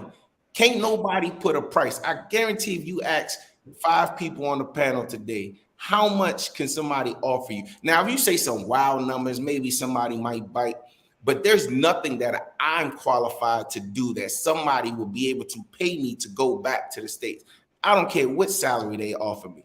Once you have the taste of freedom, of being able to do what you want, wake up when you want, eat what you want, just be able to work out, do just basic stuff. Man, it's hard to give that up. So that pushed me over the ledge. But then what really pushed me over the ledge that I would never go back was when I can afford a young dude from Maryland that was a slave to his company, a slave. I'm talking about I used to work 6-7 days a week, and I was retired, and this and that. And now I come to a country where I can afford somebody to cook, clean, and a nurse to take care of my mother. Oh, I was sold. I was like, never again. I would never go back to the States. I would never go back to the States. Once that starts soaking in the freedom and those luxuries, I was like, yeah, I'm done. There's no amount of money that you can offer me to go back, because a regular nursery home is $6,000 in Maryland, $6,000 in Brazil, $6,000 in DR, $6,000 in Thailand, or $6,000 in Colombia. You balling. We have a whole different conversation. So there's nothing to compare. So a person could be like, oh yeah, but George, I'm gonna give you 200,000. My man, it's $6,000 to put her in. That 200,000 goes, way low. It's gone after taxes and stuff. But $6,000 in one of these countries, oh my goodness. You see Russ's shirt, you be partying with Russ and Biggie and Puff. Listen, if one thing I learned from you brothers is that there's no price on a peace of mind. No price on a peace of mind. And the best thing about a peace of mind is that you're not limited, right? Dre's going to Portugal in 2 years. Russell went from DR 5 years to now in Thailand, living his best life.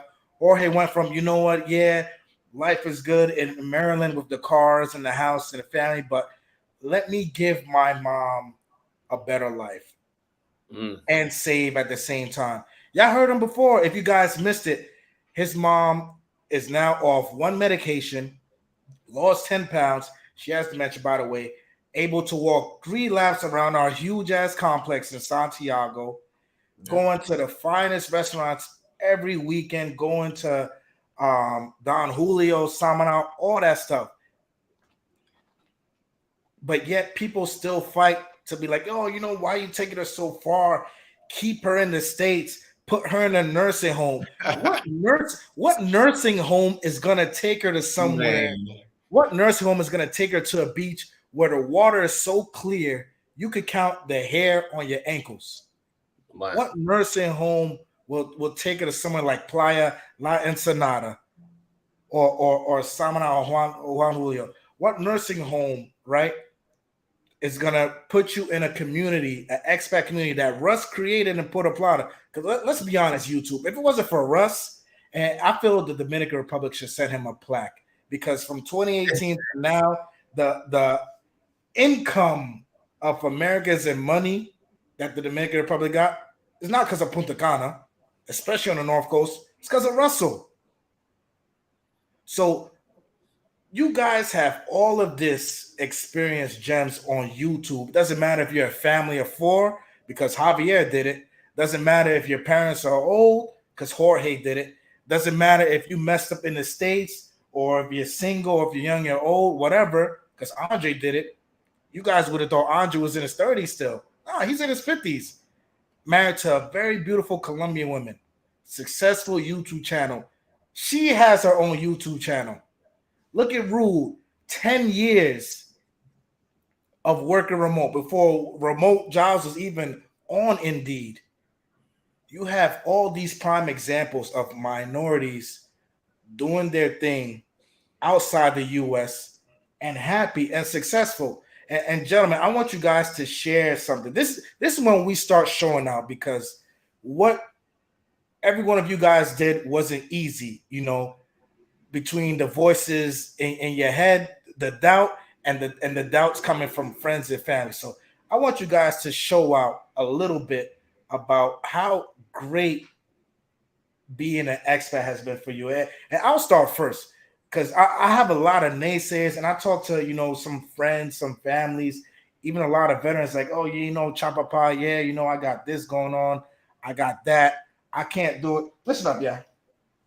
And this is no bullshit. You can ask Jorge, you can ask Russell. I got my bachelor's degree while I was living in Brazil. My bachelor's degree is from the States. While I was because of lights, look at this. While I was living in Brazil, I got my bachelor's degree. I started back up college while I was in the Dominican Republic. So it took me 2 years to finish up my bachelor's. Online school the whole way. They didn't have to go back to the States to sign for ZIP, to sign for ZAP. My veterans, I used the GI Bill. Jorge says this all the time. Man. You earned that money. You've earned your disability. You've earned the free college tuition. Why are you holding yourself back? Yeah. To be honest, I don't even need this. I don't even need this. I'm not going to use it. To be honest, I'm a little petty. I got my bachelor's so I can talk my shit. Yeah, y'all know who y'all. I'm going to talk my shit. Yeah, I got my bachelor's while I was on the beach in the Dominican Republic or while I was at a pagode here in Sao Paulo, Brazil. I got my bachelor's degree. The wild part about that, I bet you didn't do it in the States because you had to work and you ain't have time. Oh, no, I could have done it in the States. Bro, I graduated high school in 2011. And I've been in and out of college since, did the military for a little while. Why is it once I leave the States, I'm able to graduate? Yeah. Because your mind is free. Yeah. That's just it. Your mind is free. And like I think Jorge said, that once you get that sense of freedom, man, there's nothing better. My mother, I'm going to give you a quick example. My mother, when I was 16 years old, put me out the house. Not that I was a bad kid, but I made the mistake of saying the word no to my mother one time. And in that house, my mother ruled like there was an iron hand. I was more scared of my mother than God. My mother, once I told her that, she said, "Now you are grown, pack your shit, you gotta go." Yeah. And I'm telling you, about 2 months later, after my mother put me out, the elders in the church said, "Hey, that was too hard a punishment. You gotta let the man come back. Tell him to come home. He's too young." I had turned 17 within those 2 months. And my mother called me and she said, "Hey, I'll talk to the elders." And they said I was a little too hard. She said, "If you want, you can come back home." Now here it is. I'm 17 now. I've been out of the house for 2 months. I always had a job. I found some people to stay with. Two other guys that were like maybe 3 years older than me. I could come and go when I want. I could do what I want to do. Nobody hassling me. And my mother said, "Come back to the house where I could tell you what to do all the time." I said, "No, thank you." Because of that freedom. Because of that freedom. Once you taste freedom, man, it's hard to go back. It's hard to go back. Once that taste of freedom, man, you can't go back. You cannot go back once you taste the freedom. So that's why. That is why. I'm telling you, and that freedom is a powerful elixir, man. It's like a drug that, oh my God, that's the best high you'll ever get. Once you feel free, that's the best high you'll ever get. But look, gentlemen, I got a couple of things I need to take care of. I appreciate. Thank you for the love, nephew. Thank you for the panel, man. Thank you, Dre. Thank you, Jorge. Thank you to my new friend, Rudy. Man, I appreciate you, gentlemen, man. I wish y'all the absolute very best. Likewise. For the new year. Have fun. I don't know what you gentlemen are going to do, but I know it's going to be awesome. And, man, I'm so happy to hear about your mother's journey to better health. Losing the weight. Now I'm not using a cane. And guess what? Jorge's story is not the only story like that. I've seen a friend of mine bring her father who had a stroke to DR. I mean, the man could barely walk. He just looks so miserable, like he ready to die. A year later, this man is like, he's out of the wheelchair, got a 50-year-old girlfriend because he was in his 80s. So, just beautiful things, man. So, like I said, I left DR on a little sour note, but it's not the people. The people are I enjoy the people. It's just the politics of it, man. Because like I said, once you get rooted in somewhere, and you own property and you got everything, you got a child there, you rooted in it. So now you got to deal with all the politics that come with it, which I just said, fuck it, I'm done with. But DR is a great place, man, and it definitely helped heal a lot of my wounds coming from the States, man. But anyway, man, I wish you guys the absolute very best.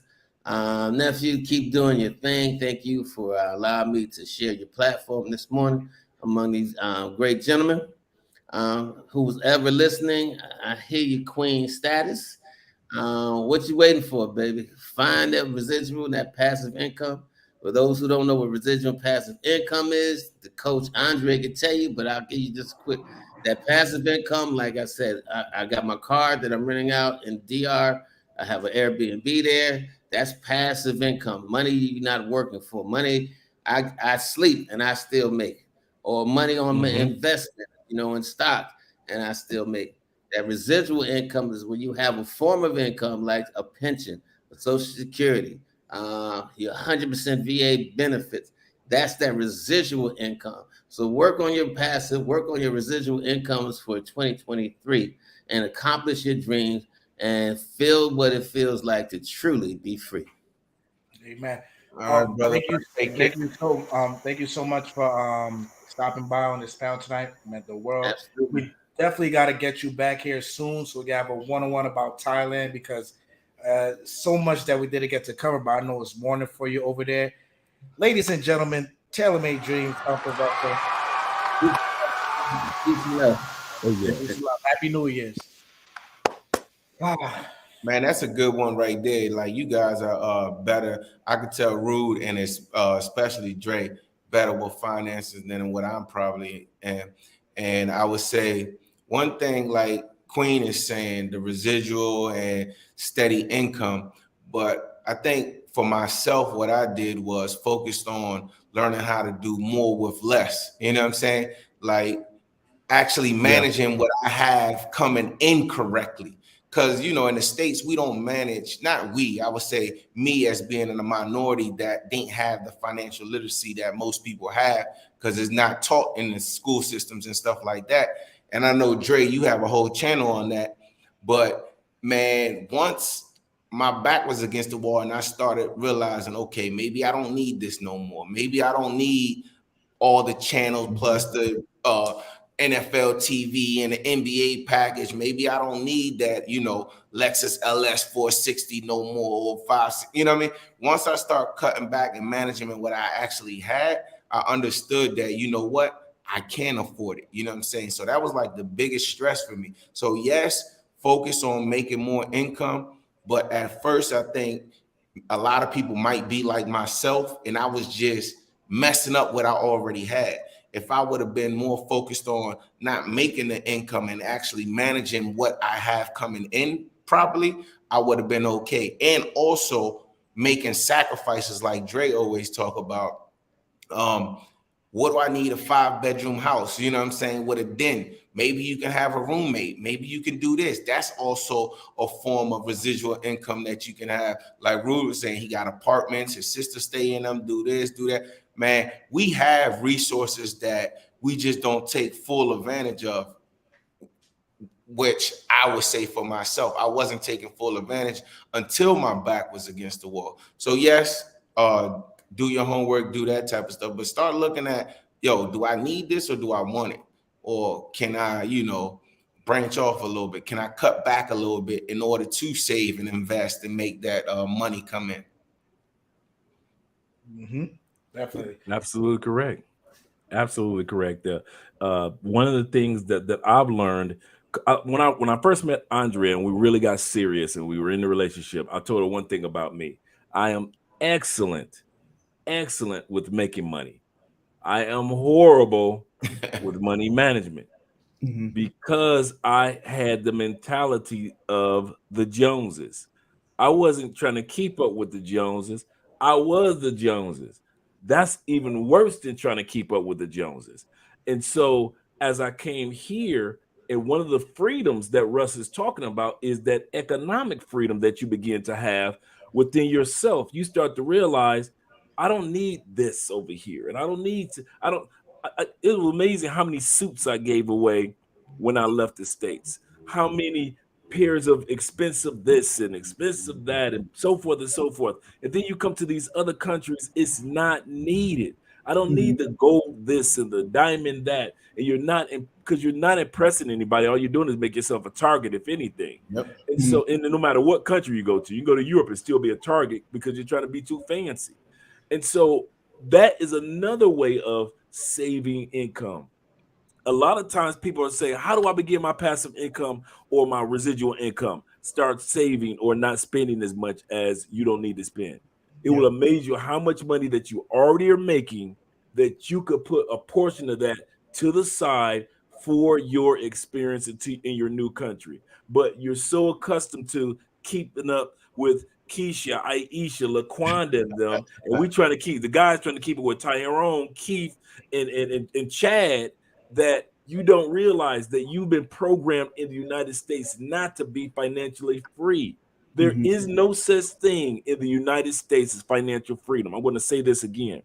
You will make money in the United States, but the freedom to not be controlled by your spending habits, you don't have that in the United States. The United States is set up for you to make money and to spend it.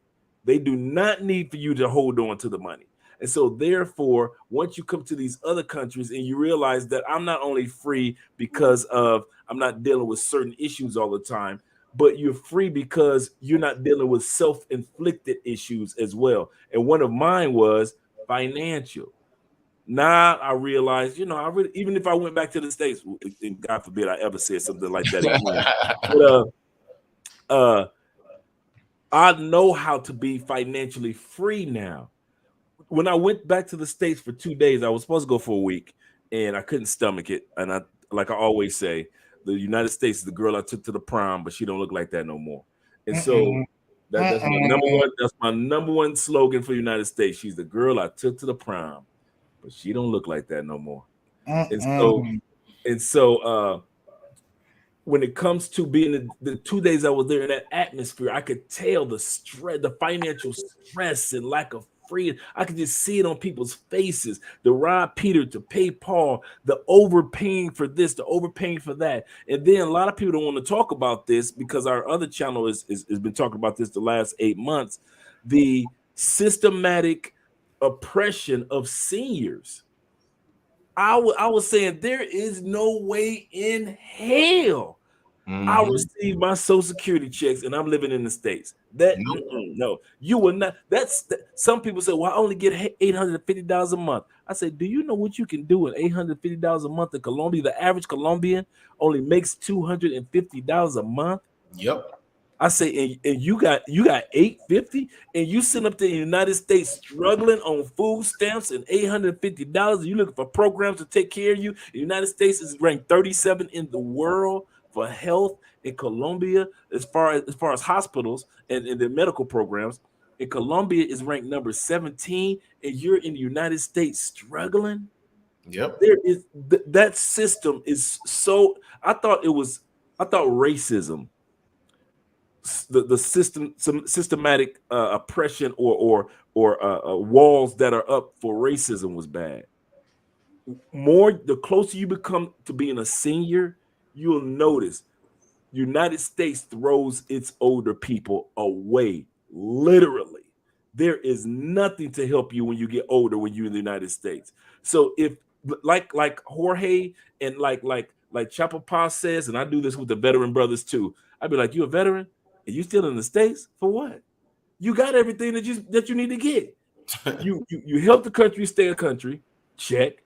You getting your pension. What are you? I'm at 80%. Oh, cool. You on your way to your 100? Yep. Okay. You got. Come on. You can get the pension visa that's lasts for 2 to 3 years in many countries already. What are you still hanging around in the United States for as a veteran? There is no way. And the same thing for seniors. If you already have your Social Security or you already have your pension or you already have your investments, you know, your Roth IRAs and your 401k investments that you're using, there is I can't see myself in the United States struggling in pinching pennies and praying to the Lord and not realizing all I needed, like Jorge said, and like Russ has been saying, for your freedom is to get my passport and get the hell out. There is no way. I never forget this. When I first came to Colombia, there's a woman. She was in Bogota in a restaurant talking to a friend. She was visiting somebody. She was talking to a friend, and she just said, "Could you do me a favor tomorrow morning?" She said, "Yeah, could you drive me to the airport?" She was like, "You don't like it here? Is anything wrong?" She said, No, not at all." This woman literally got back on the plane. She was an older lady, 66 years old. Got back on the plane from Bogota, flew back to San Francisco, sold everything and gave everything away in 2 weeks, and flew back to Colombia and been living her best life. We talk about 66 years old. Came to the conclusion, I am not going to die struggling in the United States. It's not going to happen. The only reason they want to keep you there is so you can be a taxpayer for the next generation. Yep.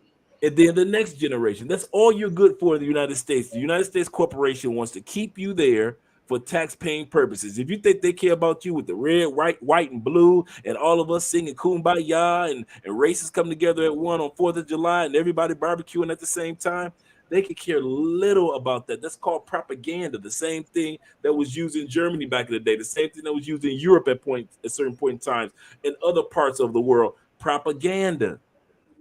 It's always been around. So do not sit back and fool yourself. Live the life that you deserve to have. Some of you got 20 years left. Some of you got 30 years left. As far as I'm just talking to the older people, all those of us over 50. Yep. You've already given the United States your first 50. Do you really want to give them the second 50? You know how it is to struggle. So one of the things that I do, I try to promote to seniors. You do not have to be in that systematic oppression against seniors.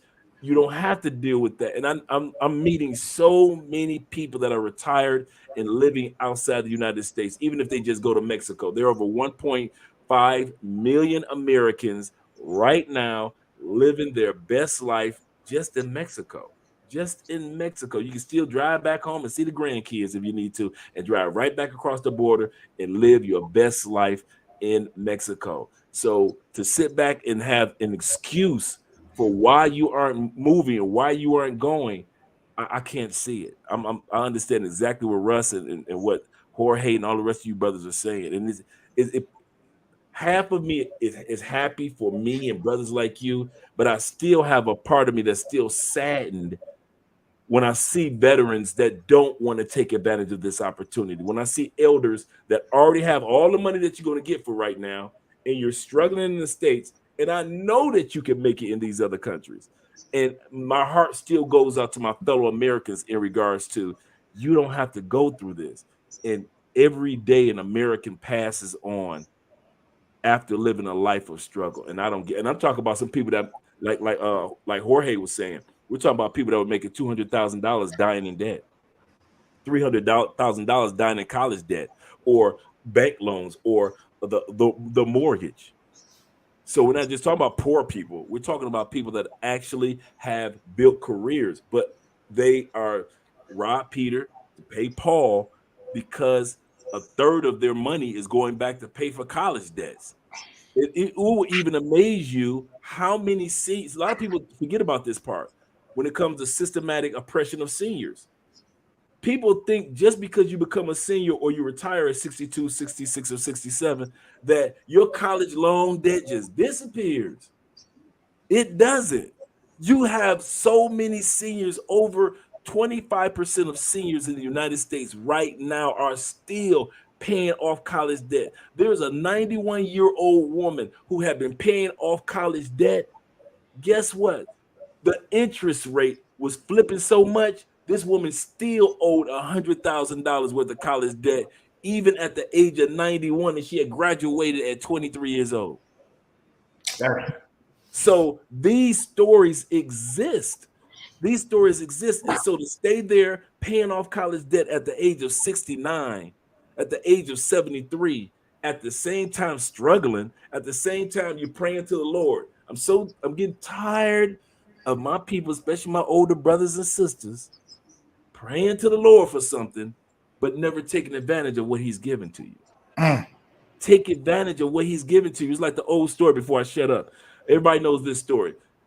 Flood is about to come.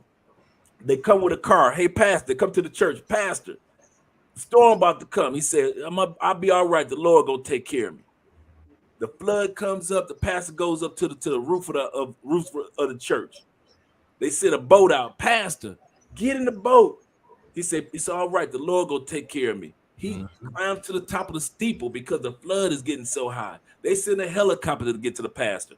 Pastor, grab the rope. Get for the helicopter to save you. I'm all right. The Lord gonna take care of me. The pastor drowns. I know some of you've heard this story. When the pastor gets to heaven, he asks God, Lord, why didn't you save me? God said, didn't you get the car, the boat, and the helicopter I sent you? That's what's going on with some of you individuals when it comes to passports. God is sending you a passport, you're driving past a post office every day. You're driving past CVS and Walgreens where you can go get your on your lunch break, you can get your passport ID taken. You're driving every day. When you drive past CVS, Walgreens, and a post office, you are driving past the opportunity to change your own lives, and you have no excuse. That's the irony of it. Well, I got kids. They're going to grow up someday. There's no excuse of not getting your passport to start off. You have no excuse to not pay that $130 or $165 to at least get the passport. And so when I sit back and I see this with Americans, I never realized how much we are programmed as a people until I left being among the people. We are programmed as Americans. Dre, that last part, it's sad you say that because I'm going to share a story I go through right now with my own mother. She's in her 50s, RN. Got her, became a nurse very late in age. And she's still doing job interviews because the jobs that she gets, the hours aren't good for her or the work conditions aren't good for her. And she's an RN, and we know the RNs make whatever you call good money because in New York State, after taxes and after rent and after, gas bills, what are you left with? So I told her, listen, Mom, you're sitting on a gold mine right now with where the house is in New York. Yeah, your husband's already retired. And this is what Dre says about the program, where you guys don't even realize you guys are a program. This man is in his late 70s, about to turn 80s, and he's trying to go back into the workforce. He's trying to find a job because it just doesn't feel right to be in America and not be working or to not have more income coming in. So I told her, listen, why don't you rent the house out, get your passport, grab your husband, and go live somewhere happily and just collect that residual income. And then, like Dre said, if it's not the American wheel, the American hamster wheel, it's religion.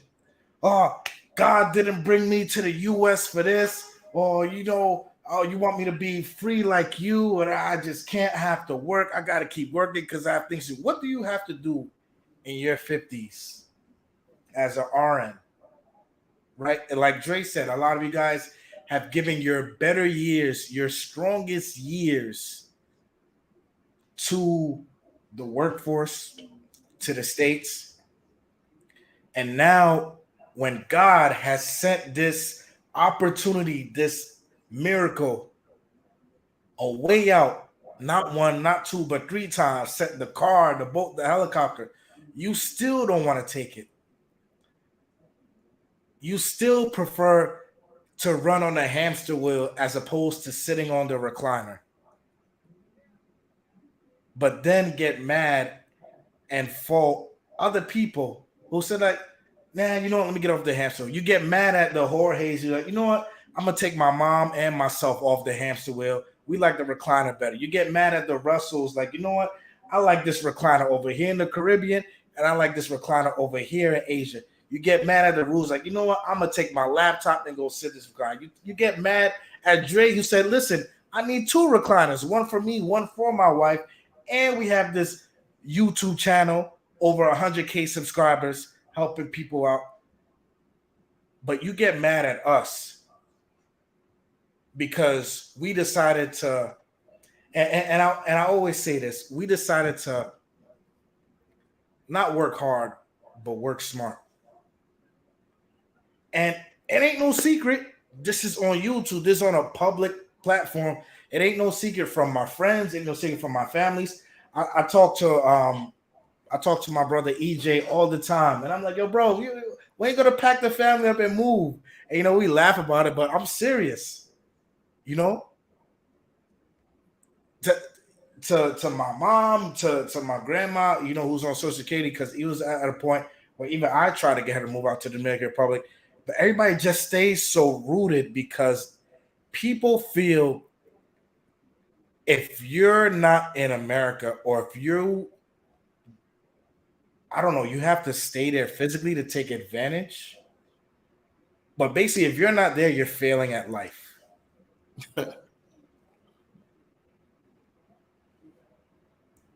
You're muted. You're muted. Try to leave and come back. All right. Go ahead. You're 100% right, man. Like, it's like Dre said, life gave you these opportunities. Like, let's just say she doesn't want to rent and she just wants to sell. A lot of seniors, go ahead, yo, Rude, go ahead. Oh, can you guys hear me now? Yeah, we hear you. Okay.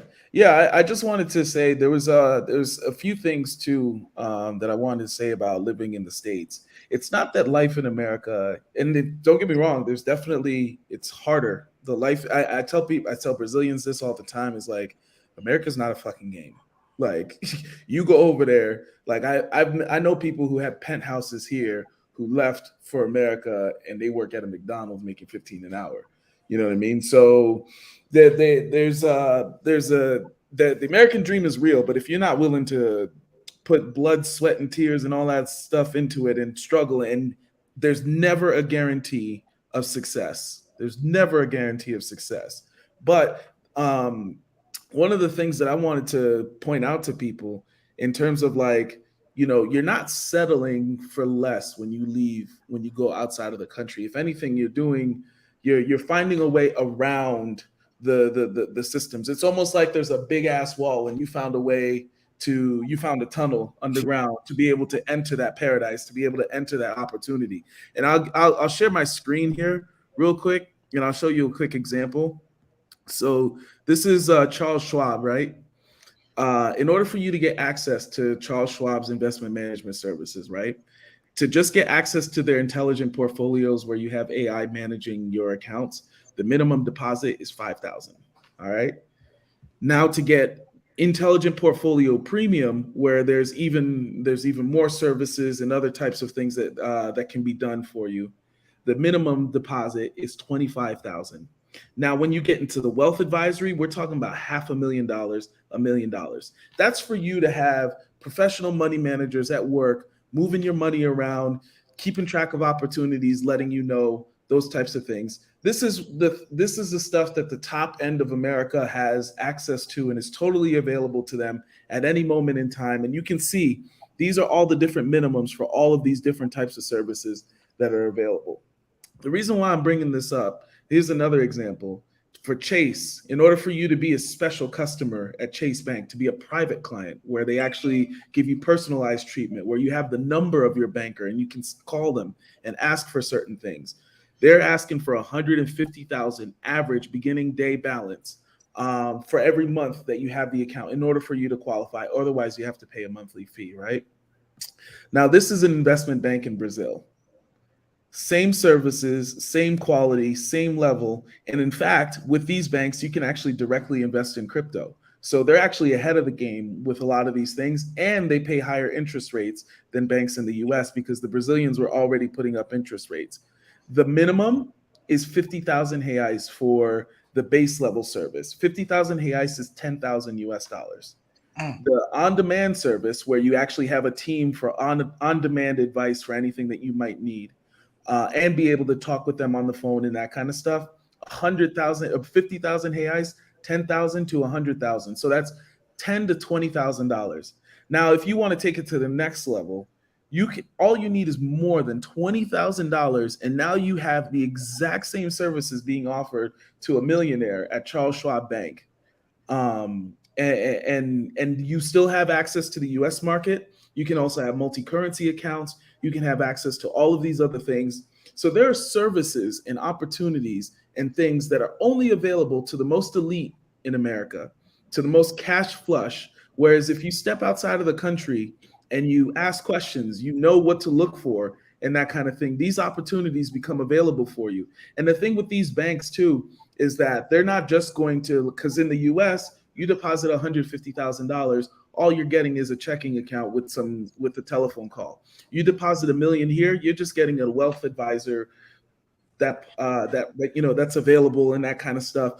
So you're not getting the full package. In a lot of these banks, when you start depositing this kind of money, you can also tell them, okay, well, I also want a credit card, and I want a credit card with a high limit. I also want health insurance. I also want this. I also want that. I also want to be able to get a bank loan. I also want to know what your interest rates are for house loans. I also want a discount on the interest rate because I'm depositing this kind of money.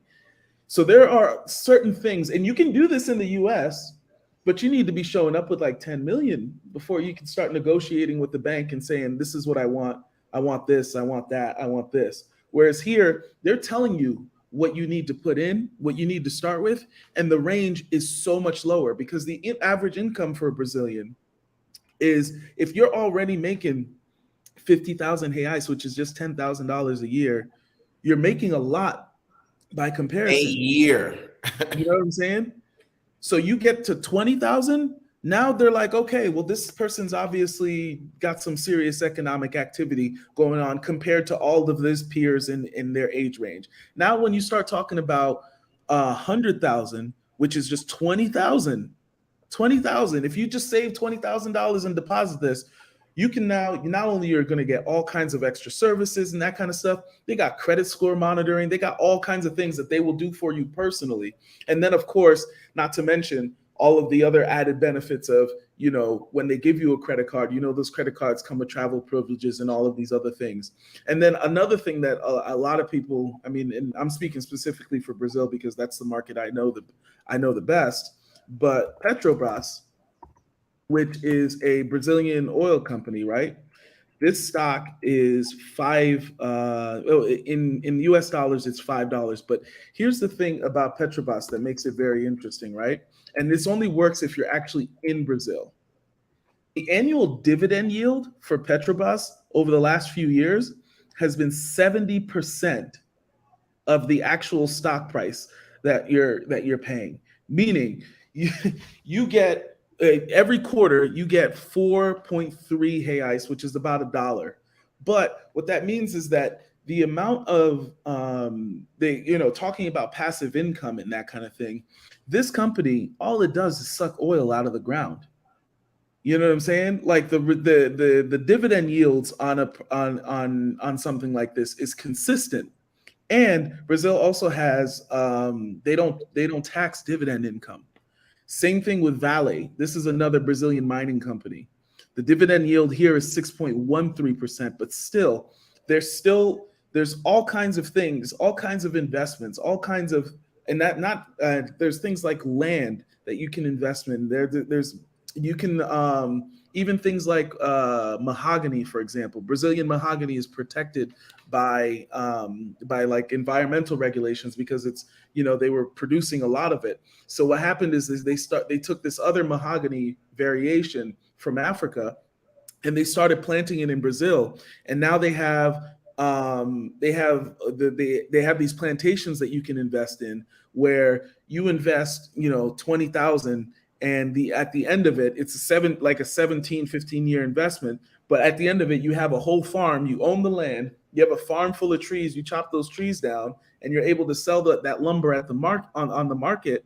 The average profit is like 1 million reais, 2 million reais, as a result of just investing. Being able to be on the front end of that investment when those trees were still seeds and that kind of thing. So you're not. If anything, you're opening. And here's the other thing: you're still American. So you still have access to every single opportunity in America. The only difference is you're giving yourself the opportunity to participate in the global marketplace. There was someone that was I was doing a course, and he was teaching about finding clients. It was like how to find different types of clients and that kind of thing, and the strategy in terms of how to do it. One of the things that he pointed out, he's like, a lot of times when I talk to agencies or when I talk to freelancers, they'll say, oh, there's not enough clients in the niche that I work in. Maybe they work with nonprofits, maybe they work with hospitals. There's not enough customers in my town, or there's not enough customers in my state. He's like, yeah, but based on what you do, you have the entire world. And when you take the entire world into consideration, there's plenty of clients available for you out there. But a lot of people don't think like that. We're living in a day now where the internet is the internet is the de facto state for everyone. And so you have to think globally and move locally, or move globally and think locally. But either way, you still want to be able to you always want to have that perspective in your mind that you have, you always want to have that perspective in your mind that you are, that you're able to access all of these opportunities that are available all around the world. You can't just you can't just limit yourself to just what's available in the States, because that may not be what's best for you right now. That might not be the next ladder rung that you need in order for you to climb up and move your money up. You know what I'm saying?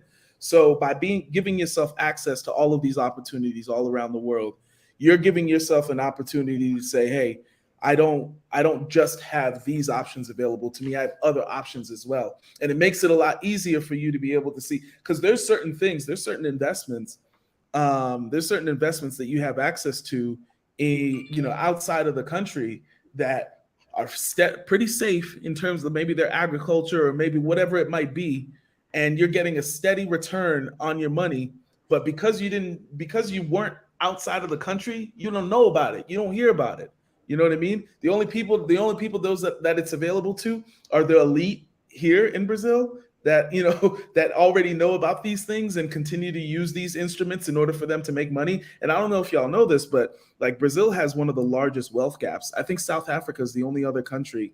South Africa and maybe Russia are the only other countries where the wealth gap is really wide.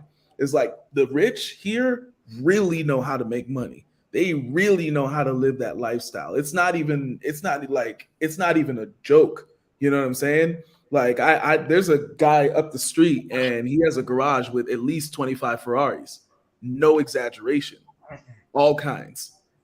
All kinds. You know what I'm saying? So there's the money, there's money being made, and it's not just available in America. And because of the internet, we have that opportunity to be able to go out there and make that cash. You know what I mean? And so you want to be able to first get yourself in a good financial position, get your passive income. And then from there, you want to build up enough savings to be able to invest when you see these kind of opportunities. And then once you have these investments in place, you want to start buying businesses. You want to start looking at what are the other things that you can do to build income and start creating a portfolio of income for you, for yourself, for your family, and then to make sure that you also have that stability. Because one of the things that I also think about too, and one of the reasons why I chose Brazil, is because you see all the shit going on in Europe. Germany, gas prices are through the roof and all this other stuff. Ukraine is on the verge of war and all of these other things. And even in Africa, things are crazy and that kind of stuff. Asia, there's a lot of good safe havens and that kind of thing. But still, one of the things about Brazil that makes it super unique is that it's kind of away from a lot of drama happening. You know what I mean? It's like you had a family cookout and you see everybody fighting and you standing on the sidelines like, she. Right. That's been Brazil's position for the last 50 years. Every once in a while, things are crazy here in Brazil, but generally speaking, people here, they know they have a good life, even if they're not making as much money as folks outside of the country. They live in a beautiful country. There's an excellent healthcare system. Education is practically free. You know what I mean? There's the things that are a lot of the major issues here are more social issues and those kinds of stuff. And they're working through that in politics. It's not going to get solved in one day. But from a day-to-day perspective, I see people caring about spending more time with their family here on Christmas. Like the entire country shuts down on Christmas. It's like the week of Christmas. It's not even just the Christmas day like it is in the US. Mm-hmm. Yeah, absolutely definitely correct. A lot of people are asking if Rude has a YouTube channel. Rude currently does not have a YouTube channel. At his app right now is his Instagram. If you guys want any consultations on possibly investing in Brazil, I suggest you hit the brother up. Highly intelligent in his field, software engineer. This guy has built softwares for banks. I'm very, very proud to call him a friend. I'm very, very proud to call him a neighbor here. He lives about 10, 15 minutes away from me here in Sao Paulo. And like I said, he basically broke it down for any of you guys who've been saving up in the States, multiple ways to invest and build residual income outside of the US. And he gave a perfect example for here in Brazil. So if you guys have any questions, you guys hit him up on this Instagram. One thing about this whole conversation, I don't mean to jump in real quick. One thing I like about this whole conversation, we've been talking for 2 hours and 15 minutes, and I know it's definitely something that Dre appreciates and definitely something that I appreciate. One thing that I want to say is to a lot of people out there, if y'all still listening, is 2 hours and 15 minutes, and not one time did we talk about what? What do you think? What am I going to say? Women. We didn't talk about women. We didn't talk one about time. because most people that hate or don't like these countries is because they had a bad experience in love for whatever reason. You know what I'm saying? We've all been through it. We've all had our fair share. But, man, people really got to understand, like Rudy was saying, man, some of these countries is so much opportunity. And then something that he said is this. It's not like you getting evicted out of the States. Do you still got your passport, Dre, to go back to the States if you wanted to? I still got my investments over there. You're not getting evicted. And then another thing is that you realize once you move out of these countries is this. Number one, we're wasteful. As Americans, we are wasteful. I will 100% say that. We're wasteful. Number two, we don't take advantage of opportunities like we should. Number three, we are privileged. Just the fact that you can get a passport and go to any country that you pretty much want to go to almost is crazy. A lot of these countries, they can't get a passport to go to any of these countries. They can't just wake up today and be like, oh, I'm going to get a passport like Dre said, I'm going to pay the $100 and something and I'm out of there. They can't do that. A lot of these countries don't have public assistance like some people get in the States. If you need it, cool. I ain't got no problem with that. But we're wasteful. We don't take advantage of opportunities like we should. And they pump fear into us. Fear of what? I don't really understand what, because you can come back. I didn't have shit. So if I go back to not having shit, guess what? I'm okay. I can survive that environment. But what happens when I came here and I understood, damn, I'm saving twice as much back in the States. I'm putting away this. Guess what? I changed the whole financial dynamics of my family. My brother can call me now, my niece that needs a piece for her wheelchair. Hey, you got it. You know what I'm saying? He had a pipe. You got it. If I need to do something, I got it. But back in the States, when you on a hamster wheel, everything going out, you just, you on survival mode. Dre said, and Rudy said the same thing. The average person in these countries make less than $500. Less than $500. If you are getting a check that's $1,000, $1,500, $2,000, you will be fine. You will be fine. And then you will create other opportunities. But none of this 2.5-hour conversation that we've had today applies to people that are going to come to one of these countries chasing skirts or chasing a man or chasing love. It's not going to apply. The whole dynamics is going to be like, man, I don't know what the hell Rudy was talking about. I don't know what the hell Dre was talking about. I don't know what the hell May was talking about. Jorge, he's a basket case. You know what I'm saying? So that's going to be the conversation, because it's never going to add up if you come with that mentality. Now, if you come with the mentality, yo, I'm just looking for opportunity. I'm looking for a better life for me and my family. I'm looking for better health care, like Dre said in Colombia. I don't want to put my mom in a nursery home. You know, look at Rudy. He got multiple businesses doing his thing. Chopper, he a disabled veteran, young disabled veteran doing his thing. Come on, it's not by accident. You know, obviously it's not, you know, smooth sailing. There will be bumps in the road, but if you can deal with the drama in the States and the politics and the problem, you can deal with it anywhere. That is what I say. To me, you can deal with it anywhere. It's crazy.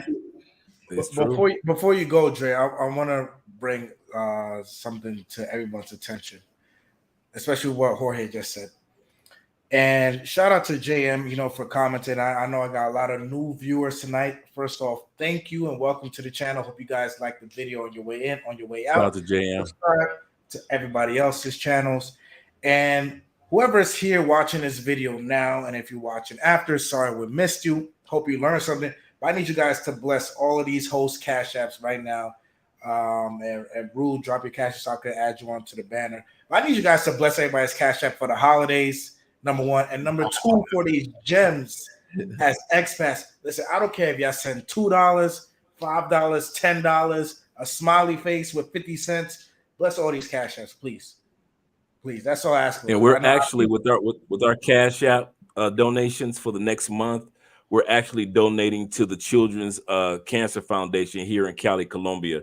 Right now, we're at $1,000, almost $1,300 that's been raised. And we're gonna live on the channel. We're on our channel, Love Crossing Borders. We're going to be doing the donation live next week. So right now we're at $1,300. So like he said, $1 in donation. We don't care if it's 50 cents. I don't know if it's PayPal or Cash App. Actually, Cash App can do 50 cents. But my point is, every dollar that you give will go towards the Children's Cancer Foundation here, because one of the things that we fail to realize in the United States is that cancer is a global epidemic that all countries have to battle and deal with, and children are dealing with it. And they never asked for this situation like adults hadn't, but children are battling this just like adults are on a global basis. So one of the things that's never spoken about is how much we do for these countries, whether it be Russ taking care of those children in the orphanage all those years, whether it be you got guys like Ace Live giving out food to the communities, or you got individuals such as ourselves that are donating to the cancer foundations. They never talk about this. The ladies on TikTok that criticize us never talk about the thousands upon hundreds of thousands, if not in the millions, that Passport brothers give out and Passport ladies give out to communities, to these new communities. Also, we have the opportunity to spend Black dollars in other countries. I love when I go to a black restaurant. I go to a Black-owned store. I go to a Black-owned this or Black-owned that. I can't go to the barbershop, but I can recommend the guys that come here to Black-owned barbershops. And so we're helping spread the Black dollar, not just in the States, but also outside the United States. But nobody wants to talk about the benefits of doing that. So realize, guys, any dollars that you give to Love Crossing Borders, this money for the next week will be going towards, actually it's been this whole month, but this next week is the last week that we're doing it. But anything that you guys give to Love Crossing Borders, we appreciate it, because it's going to go toward the Children's Cancer Foundation here in Cali, Colombia. There you go. Hey, real quick, Choppa, 1 second. Look at everything that Dre said, everything that Rude said, and then everything we've discussed in this 2.5 hours, yo. And JM says, not everyone want to start over. You guys are, pretty much kids speak. The brother just said that he stayed over on his visa, but because he's in the top percentage of that country, because the average person only makes less than $500, he was able to afford proper legal help. We as minorities and as American and people that's been abused all our lives focus too much on the problem instead of the solution, young.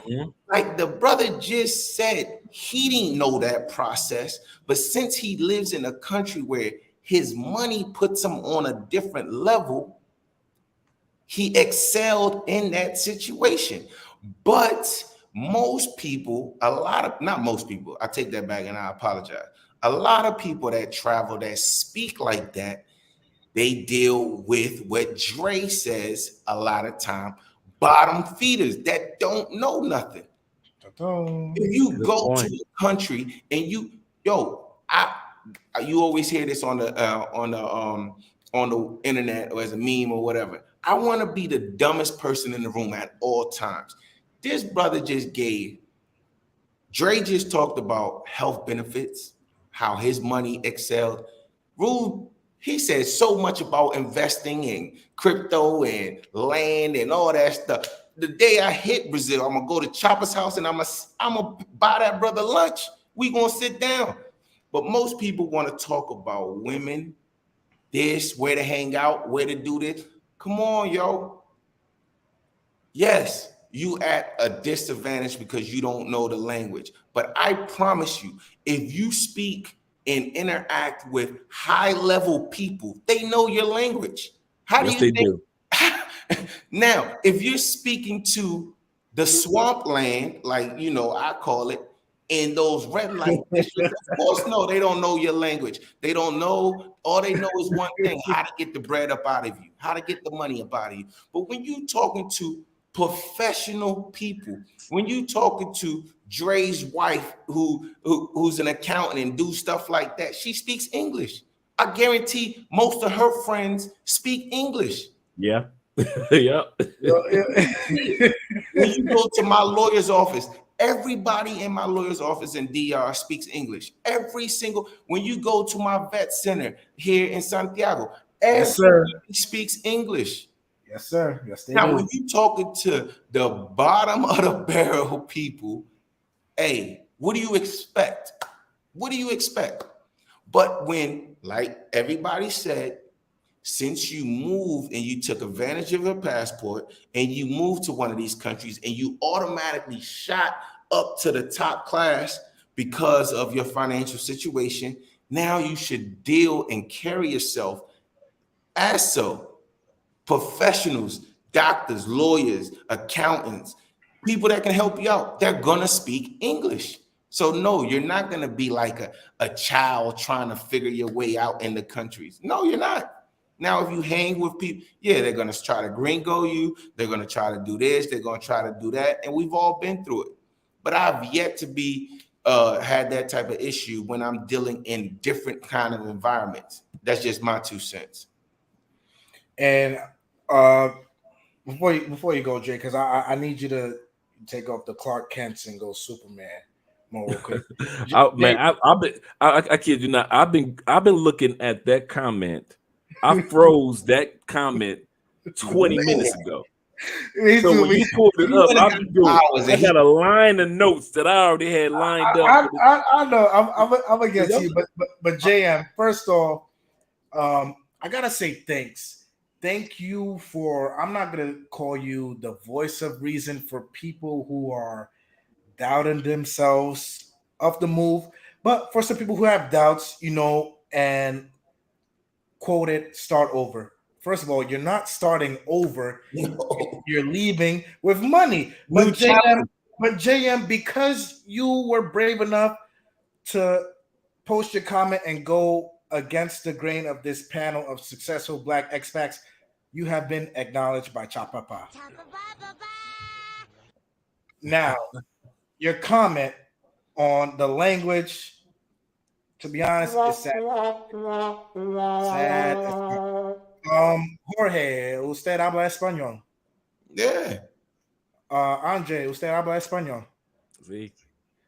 Rude, você fala português? Eu falo. Okay. So you're bringing up a comment of a lot of you guys don't even speak the language.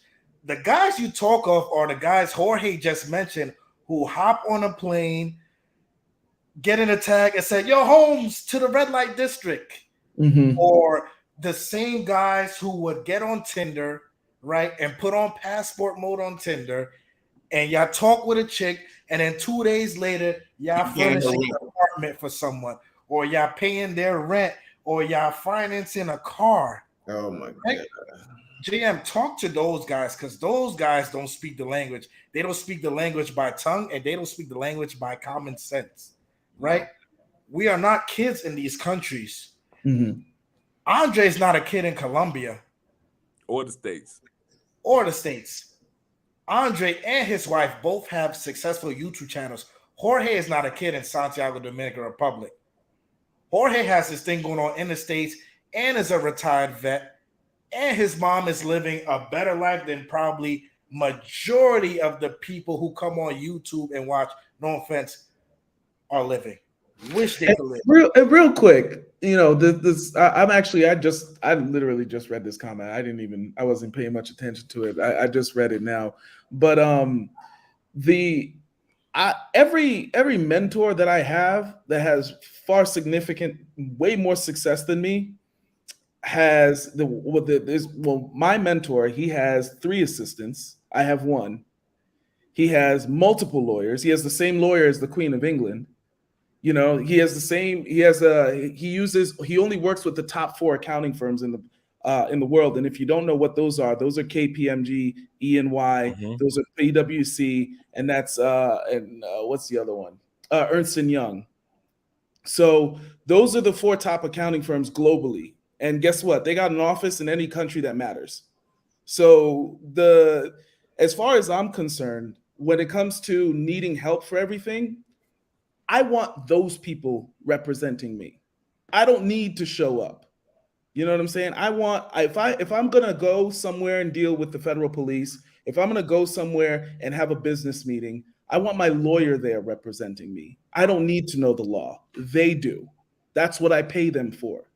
I just need to make the money. I just need to know the business. I just need to have the vision. I don't need to know what the tax code is because I hired the best accountant. They know what the best tax code is. My job is to only be good at what I'm good at, which is technology, which is building businesses. I can't be everything to everybody. And also, you can't move from country to country expecting to know all of these things. You need to be able to know how to identify who are the right people, who are the right experts. Are they trustworthy? Are they professional? Do they have a track record? If they walk into a room and say, "This is who I am," will the other person know who they are just based off their reputation? That's what you're looking for. So, and then as far as as far as the way that I move and the way that I conduct myself as a professional, I'm able to get a lot more done because I have these people on my team, because they're going to know about deals. They're going to know about real estate opportunities. They're going to know about tax advantages for investors. They're going to know about, oh, you're in this business. Oh, well, if you reinvest this technology here, there's a tax code, there's a tax break that you can get. Oh, the Brazilian central bank has $100 million fund that's available for businesses and these types of things, and all you have to do is just start a new company. Like, all of those types of things are only made available by the people who are locals and who are professionals. So you can't go the expectation that you're going to go to a country and become an expert overnight, that you're going to know it better than someone who's been living there their entire life, is just ridiculous. In order to make it in this world, you have to work with other people. That's what I'm about to say. I don't understand. Is there a problem? And that's the problem with the Black community in America as a whole. I'll say it. Oh, fuck that! I ain't asking for help. I'm gonna get it out the mud by myself. Listen. First time I went to Thailand Colombia this year, who I hit up? Yo, Dre, what's a good hotel, safe neighborhood I can stay at? Jorge was my neighbor for a good part of a year, literally my neighbor, building right across from me. He has helped me more without me asking than people I have known my entire life. Rude has helped me in my transition from Dominican Republic to Brazil before I even said, you know what, yeah, just let me set up basic video. He was like, nah, brother, you got to go to Sao Paulo first. Right?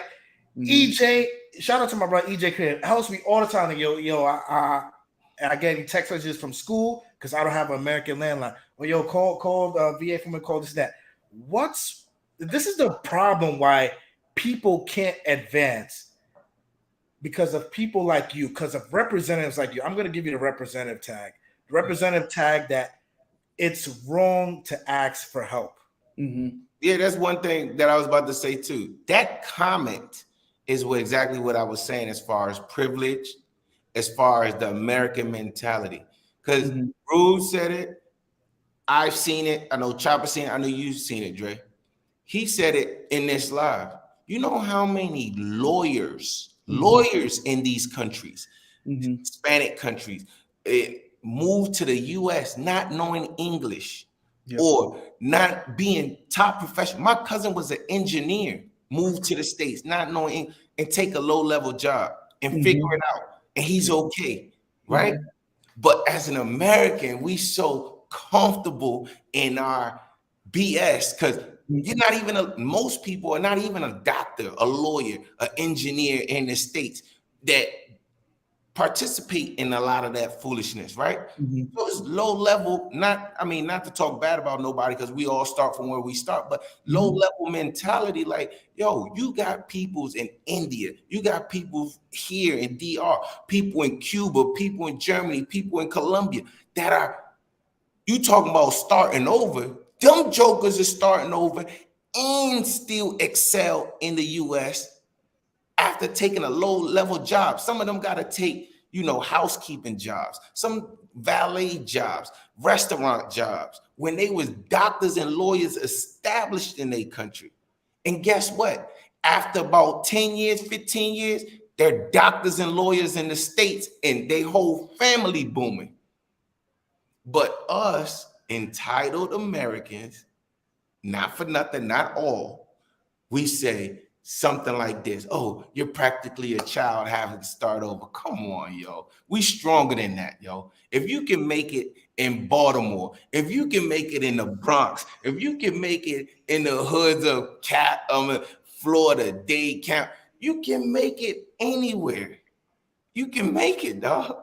But when you have that mentality, Dre gonna tell you. Now Dre about to go off. And Jay, let me get to these super chats first. Shout out to Ra for the super chat, and my boy Jason for the super chat. I know Jason. We talk on and off. He's another veteran, and he said, we've spoken offsite. He said a lot of you guys have inspired him to move.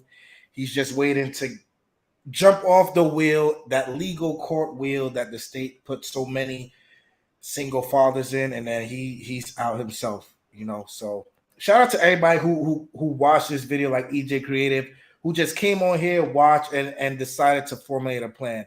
But while we get to Drake, JM, you represent the people who get the text messages from girls overseas with an empty fridge, like, oh, help me, or they hook their mom up to the fake IV, like, my mom in the hospital, send me $2,000. I need some help. JM, you represent those folks, man. And I'm sorry for what's coming. Go ahead, Drake. Yeah, it's kind of funny that the brother sat back and said initially, he said everybody does not want to start over again. What makes you think that you already started life? Because you've been on the planet for 30 years? You think you started, huh? You actually think you started because you've been on this planet for 40 years, right? 42 years. You think you actually started. One of the things that the United States programs you into thinking that you've actually started life. No, you just alive. Somebody else is living a life while you are just alive, dude. You wouldn't be watching this if you weren't interested in this. We've been up here, almost 2.5 hours plus? Yeah. And you've been watching us, JM, and shout out to you, brother. And JM, if you're a woman, shout out to you as well. But my point is that you've been watching this for a reason. Because whatever you call life in the United States ain't making you happy. I'm gonna tell you this now. I would not sit back and watch let's say a sport that I normally wouldn't watch, and I like most sports. I'm not about to sit up there and watch it for 2.5 hours if I weren't interested in something that they were doing. So it is with you. You talk a good talk, but you know your life really. Can I be real, guys, for a few minutes? Take off the glasses. Go ahead, Jay. Go ahead. Okay. You know your life ain't the shit that you want it to be. You know that your life ain't going in the direction that you really thought it would go right about now. You thought that your life would be better right about now. So you can sit back and pretend in the comment section that you got a life. Don't nobody want to start over. You ain't started. Who the hell told you started living? Because you got you a job and you making a few trinkets at the factory, or you got your degree and you making money in corporate America. Take it from me. I know how corporate America works. Don't forget about your taxation that you're going to pay even if you're making $300,000 a year and you actually think that you living. You don't want to start over from that, right? You don't want to start over from being a taxpayer that you're still paying on major taxes at the same time you're paying back college loans. Oh, you didn't go to college, JM? Oh, okay. So you just got you a nice job. Okay, cool. I got you on a nice job. So you telling me living a life that's got a nice job and you still ain't lived life yet. You just alive on this planet, riding around a hamster wheel that Chapapa was talking about earlier, and you actually think you're living. Bruh, we know how that feeling is. We were like you. We thought we knew better. I don't want to start all over. I make good money. I'm making $75,000 a year, sitting in my cubicle, helping young people go to college and get scholarships. I could have said, I'm living in Florida. I got the finest women all around me. I already got Colombians here. There's a whole Colombian community in Tampa. I ain't had to move. I was just like you. I didn't want to start. I got everything the way that I want to be until I moved. Until Chapapa moved, and Taylor Made Dreams moved, and all the other brothers moved, and all the other ladies that have moved. And we start to realize one thing. We ain't had no damn life. We were just alive. We were alive, walking around the United States, doing what they programmed us to do, taught us to do, just like you are. And since we couldn't see it either, brother, don't sit or sister, we couldn't see it either. So don't think that we're coming on you as if we always saw this vision of life. No, we didn't. It took us taking our happy asses like you need to do tomorrow morning down to CVS, take $12. Get your passport photo. Make sure you don't wear white. No white t-shirts. Make sure you wear some color. Ain't no smiling. Get your pass. I don't care if you go during your lunch break. Get your passport. And then when you get off work, if the post office is still open, don't drive home. I know the traffic gonna be thick, but take your happy ass to the post office. By the time you get done filling out that passport application, traffic gonna thin out, and you can go ahead and drive home and thin the traffic. But you ain't gonna do that. You're gonna sit your happy ass down, still talk about what's going on this channel. Or they're lucky. You're gonna start treating us like we're lucky, and we're not lucky people. Like I said, we thought just like you did. I kid you not. I said it earlier. I said when the brothers were in Bali saying I could never live back in the United States, my brain as an adult man, I was in my 40s when I saw this YouTube video. I couldn't compute in my brain how a human being could say, I'm not living in the United States ever again because I never lived outside the United States. Now I can tell you with ease, you never see me back in that raggedy motherfucker again. Why? Because like I said, we love the United States. We love the people of the United States. We love the benefits that the United States gives us. But as Jorge said, and like Taylor Made has said many times, the best thing that the United States has ever did, I'm going to say this again. You want your reparation, JM? You want your reparation? Get your passport. That's your reparation. Stop waiting for the government to give you more money. Stop waiting for they're going to give all black people 500,000, whatever it's going to be. Your reparation is waiting for you right now in the form of a little blue book.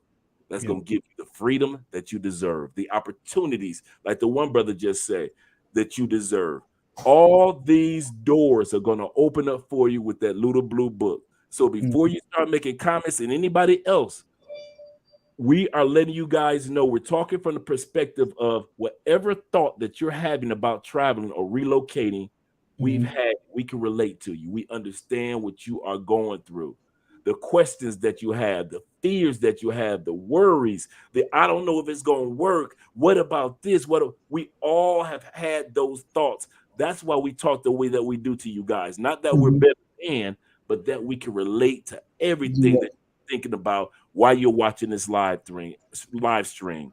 Yeah, and I just want to say, the reason why I felt some type of way about that comment in particular was mostly because of the whole language thing, because it was like, it made it seem like, because I get annoyed when I travel to a country and like no one knows. Okay, if you've been there, if you're just there for vacation, I get it. But if you live there and you've been there for 6 months, you've been there for 12 months, you've been there for 18 months, 24 months, and you don't speak a lick of the language at all. Shame on you. And I'm like, what is going on? It drives me crazy. Like one of the first things I did before I even came to Brazil was I was watching Brazilian movies and TV shows and listening to music regularly. So I picked up within 3 months, I was speaking as well as like a 2-year-old. You know what I mean? I was able to say things and point things out and be like, and that kind of stuff. And then the other thing too is that like, because so few people speak English here, there's no, oh, I'm just going to speak English and I'll be able to navigate. No, you need to learn the language, period. You know what I mean? You're putting yourself in danger if you don't know, if you don't speak Portuguese, mostly because it's going to be really hard for you to communicate. And if you're trying to get a message across, it is so easy, especially with Portuguese, because there's words in Portuguese that mean one thing in English, but another thing in Portuguese altogether. So you think you're saying one thing, but you're really saying another.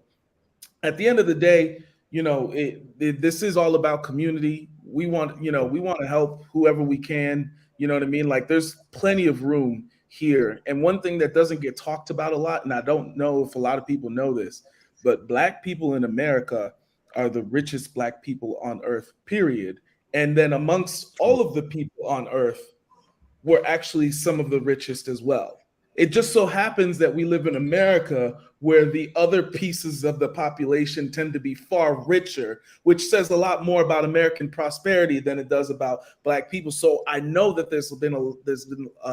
there hasn't been as much progress, economic progress for our community as there has been for other communities, but it doesn't mean that there hasn't been progress. It doesn't mean that we're not in America doing our thing.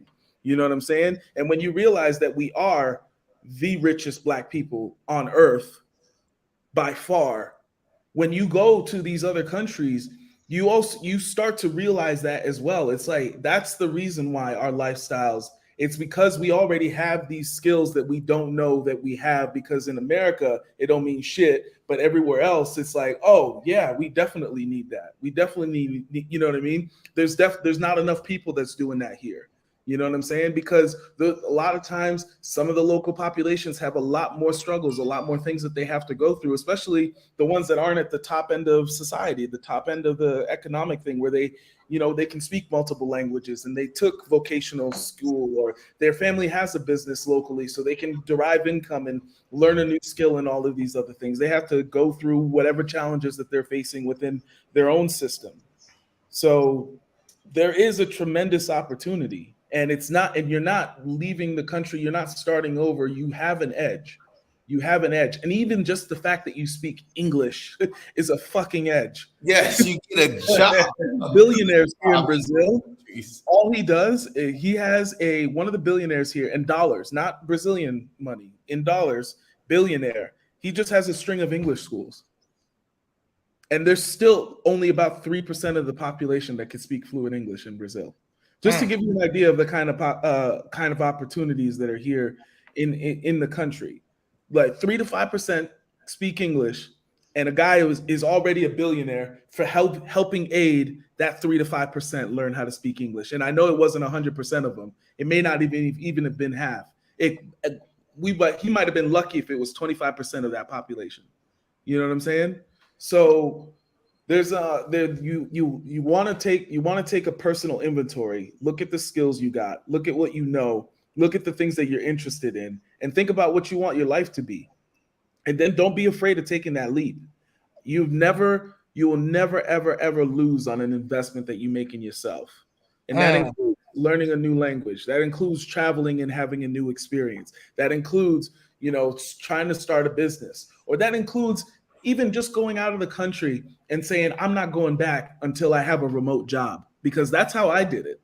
When I had contracts and that kind of stuff, remote contracts, but most of them were domestic. And then most of them were, they were in healthcare and that kind of stuff. So I couldn't leave the country. So as soon as one of my contracts ended, I went to Brazil, December 2019. And I was like, fuck it. I'm not leaving Brazil until it was almost like a challenge to God. I was like, it was almost like a challenge to God. I was like, I know you all powerful. Show me what you got. I'm ready. This is my act of faith. You know what I'm saying? And it took me 2 months to find a contract where the company didn't give a fuck where I was, as long as I was able to help them with their profits, help them with their bottom line, and all of these other things. So, but I would have never found those opportunities had I not taken that leap. And so you got to take that bet on yourself, bet on your community, bet on your network, bet on the chance that you might actually find something on the other end of it that'll make you say, thank you. I'm glad that I took this chance. I'm glad that I took that opportunity. Or you could be like me, or unfortunately, you can be like me and get forced out of the US, right? Because that's going to happen eventually with how the financial system and the AI system is working. They just opened a 100% robotic McDonald's in the States. 100% no employees. It's a lot of things that AI is going to change for especially people that have low level skills. But like he said, just speaking English is a skill that it's needed in a lot of these countries. So it automatically pushes you to the top again. So like he said, you do have to take inventory of your skills and be like, okay, maybe I can take my talent somewhere else where I'm more appreciated, where I'm more valued. You have self-driving cars. I'm in trucking. They're saying that they're building trucks that drive themselves. So, hey, a lot of people going to be pushed out. So you can either be forced like myself. I had to leave due to healthcare issues with my mother. Or you can, they talking about the market's going to crash. The housing market's going to crash. All these things that can happen that can push you out if you're not ready. Why not try somewhere else? A lot of people, like, let's just say, like Chapa's mother, he said, sitting on houses with endless amount of equity in it. You move to a place like Maryland, 300,000 ain't no money. You sold your house. You try to get a house for 300,000. You ain't getting a house. New York, you're not getting a house. Florida nowadays, you're not getting a house. But you take 300,000 from a house that you sell in the States, and you move to Colombia. You move to Brazil. You move to DR, and just sit.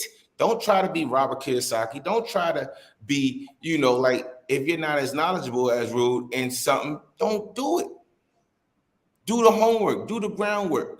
But we be rushing. If you sitting on $300,000 in the DR, you're not gonna be stressed. If you're living responsibly, I'm pretty sure Dre will probably say the same thing. I've never been to Brazil, but I'm pretty sure they will probably say the same thing. He already said $200, $300, $500 is the average salary. If you take 300,000 liquid cash, you know what? Hey, I'm tired of the States. I ain't got nothing going on. This house is kicking my ass. I'm gonna sell it. I made 300,000 after taxes. I'm gonna move. Leave your money in the States. Enjoy the freedom. Give yourself time. You don't gotta figure. My problem was I was trying to figure everything out in a small period of time. Yep. I don't have no business in DR. Now I'm position now that if a proper opportunity pops up, I can jump on it, but I'm in no rush. My money is collecting. I don't need to be no businessman in DR. For what? Yep. I got money coming in from the States from from stuff. You don't have to be what you was in the States. You can reinvent yourself. Slow and steady. Too easy. And shout out to Queen Stat, has been active, definitely new to the channel. She asked if anyone could recommend a reputable financial advisor, realtor, or accountant, or anyone that can help in my transition. And I want to say this to anyone who may be feeling like Queen Stat right now. Do your consultations before you even buy a flight, start getting apartments. Do your consultations for the country of your choice, right? If you want to go to Thailand, you have Russell or TaylorMade Jeans. You want to go to Colombia, any part of Colombia, you have Andre. Want to go to Brazil, Dominican Republic, you have myself. You have Jorge. Jorge. Don't have Jorge. You don't have Jorge. Jorge gonna send you to me. For the stress. Anything You DR do not related, have Jorge. anything DR related, you can hit me up. If you are interested in investing outside the country, you can hit up Rude. But Queen Status, definitely. And I seen your comment before about the barbershop and all that stuff. No. Do your consultation first. Do your consultation, people, future expats, anybody, future digital nomads. Do your consultations. It's not gonna hurt you, and you will leave more informed than just sitting through our 2-hour, almost 3-hour lives. Do your private consultations. Take your time. You lived in the States for 30 years. We didn't figure it out and overnight. You've been living in the States 40 years, 50 years. And then people get here, Dre or Rue, and they want to know everything in a couple months. Just it's not the hustle and bustle that you think. We just finished saying, okay, in the States, I get it. It's the hustle and bustle. You got to make $3,000, $5,000, $6,000, $7,000.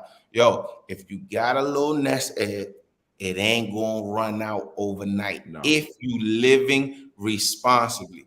Now, if you got some chick that you funding her whole family, you paying for all her stuff, or if you got a guy, because women do it too, find this dude that's super attractive and want to buy him everything and fund the whole, you're gonna run out of money. But if you living responsibly, you can take your time.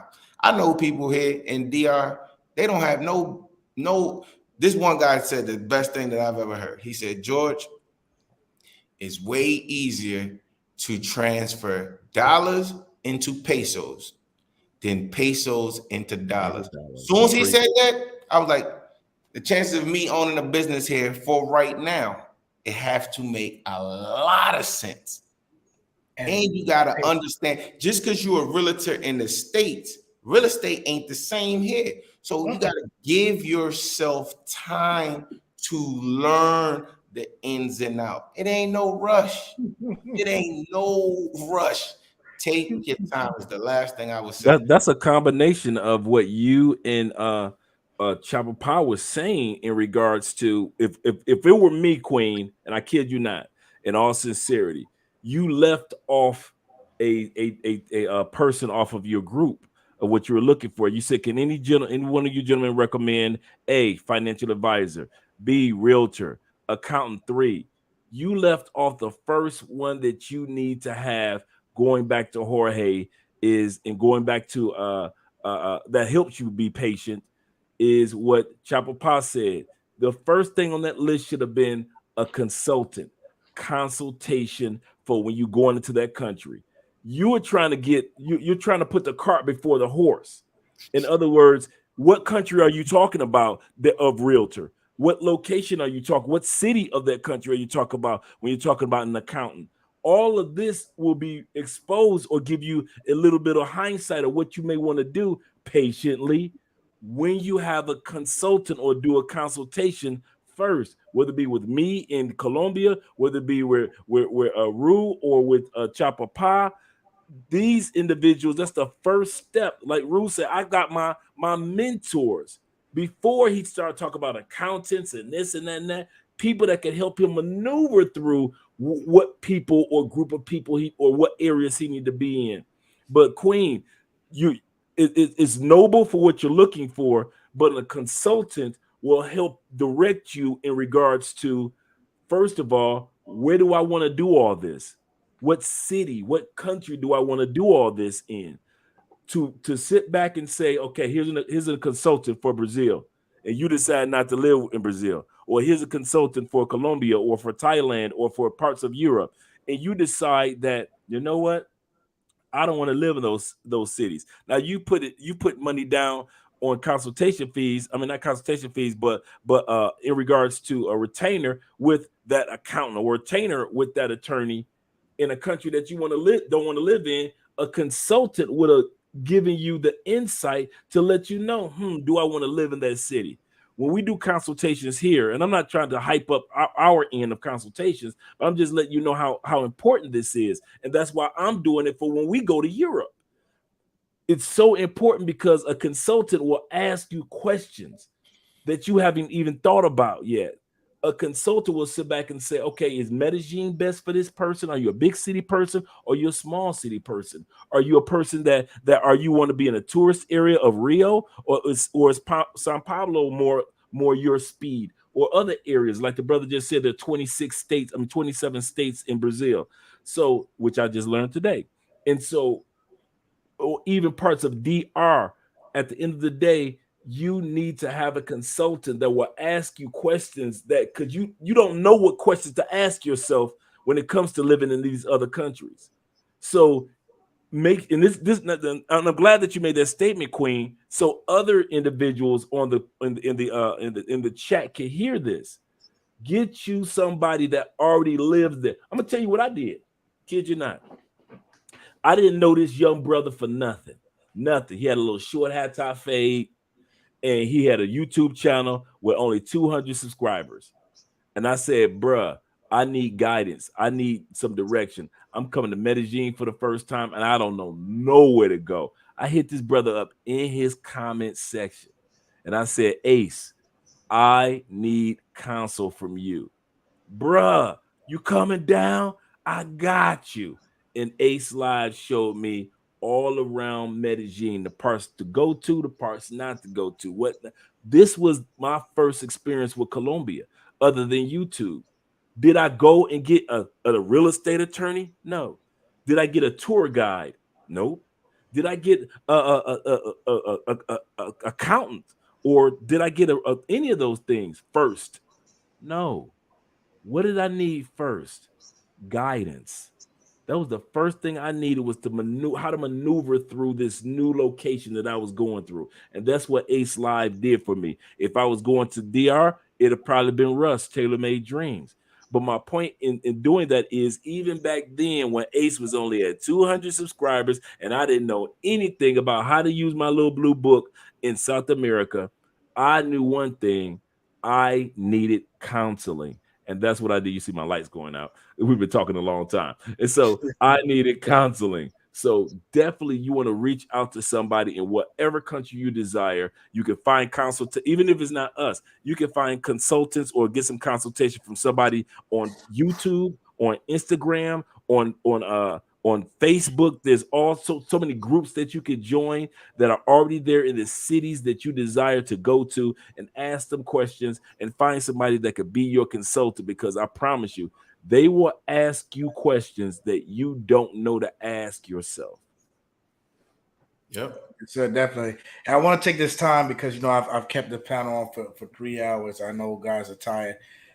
Anybody in this comment who has in the comment section who has questions, who has doubts going into next year, if next year okay, I'm getting the passport, or I already have my passport, I have my family, I have my parents, and I want to take that next step, Dre or Rude or Jorge or Chapapa, and I want to move, I want to go to these countries. Anybody who has any questions, real questions or comments or anything like that, this is your chance right here. This is going to be our gift to you for the new year. Gail at Night, what's going on? Shout out to Gail at Night. Check out her channel. EJ Creative says, yo soy en Nueva York y yo practicaba mi español todos los días. Yo aprendí en escuela aquí.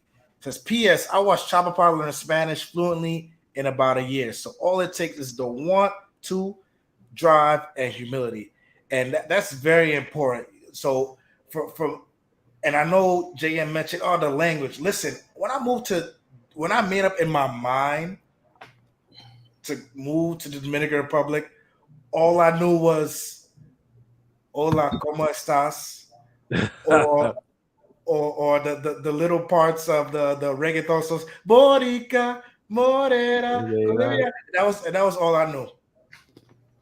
But I treated, and the same for Portuguese, I treated learning a new language as bad as the will to need to breathe. When you try to hold your breath for more than 30 seconds, your mind starts racing, your heart starts pounding. You can literally hear your insides. You need to breathe. That's how I treated learning a new language of any country that I wanted to move to. So it takes the want to, the drive, and humility and tunnel vision. You know, shout out to EJ Creative and all my supporters who've been here from the beginning, and all the supporters of all these other fine gentlemen who have been there and just push, because it's not for everyone, but at the same time, it is for everyone to say that, you know what, I'm going to take what I got now. I'm going to move to another country. I'm going to improve upon that. I'm going to be in a country where I'm not at a disadvantage as much because of my skin color like I would be in the States, or my dollar would matter more, right? When I first moved to Santiago at the beginning of the pandemic, the dollar was so strong. This was before Jorge got there. It was at a point where my rent started at $325, and like Dre said with Colombia, I just watched it go to $318 to $315 to $310 because the dollar kept going up. And this is a 3-bedroom, 2-bathroom apartment, 7th floor, gym, security guard, pool, barbecue area in another country with my internet bill that's $60 a month. And this could be you guys. It could be you guys alone. I just did a conversation the other day with a brother. 27, has a townhouse in Maryland. And he hit me up for a conversation saying, listen, I'm going to rent out my townhouse. Can you help me apply for a visa in Brazil? What type of visas can I apply for? Spoke to the brother for almost an hour, squared him away. And now next year, March, he's coming down to Brazil at the age of 27 on a retirement visa. All because he's renting out his townhouse in the States. That's it. You guys, I'm trying to help you guys. You guys are running out of excuses. Whether it's the family of 4, I could talk to Javier. Where's Javier from, Jorge? Maryland. He's also from Maryland. Javier also from Maryland. Got a wife, 2 kids, and a dog. Packed them up, moved to Santiago, Dominican Republic. Dre moved out to Colombia by himself. Like I said, you guys know Ace Live. At 200 subscribers, hit him up. The rest is history. So all the tools here, and especially for you digital nomads, look at Rude's story, right? If I didn't meet Rude at that one time in Rio, I would not be here in Sao Paulo talking to you guys. And it's just funny how life and destiny works. But you guys have to reach out. You have to take the initiative. Put yourself there. Jump off the wheel, please. Another thing too is like, when I really started getting settled here in Brazil, like I was living here for a year, but mostly I was doing the tourist thing in terms of. That's what's up. That's what's up. Yeah, I was mostly doing the tourist thing in the sense of I was renting Airbnbs. I was going to mostly I was doing things that were, I was living within my means in terms of what I thought was possible within the country. I've been, this is because I've spent so much time here. It's a lot more comfortable for me to start expanding into doing businesses and doing business down here and doing other things. So you don't have to rush into these things. Maybe you find a country, and instead of what I would advise, in terms of travel, if you don't want to go and live outside of the country, if you're not sure it's for you yet, do it for a month. Do it for a month and a half.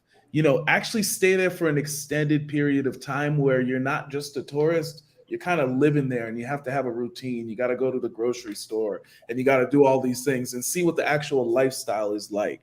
Because that's when you'll really know, and you'll realize that it's not any different than living in the U.S. And then two, it'll also help you know, could I see myself having a routine here where I'm doing things day to day and that kind of stuff. Like, do you actually like the running errands there? There's you can take baby steps. When I was living in Colombia, I started off that way. You know what I mean? I started off, I did 2 weeks, and then I did a month, and then I did 2 months, and then I did 3 months.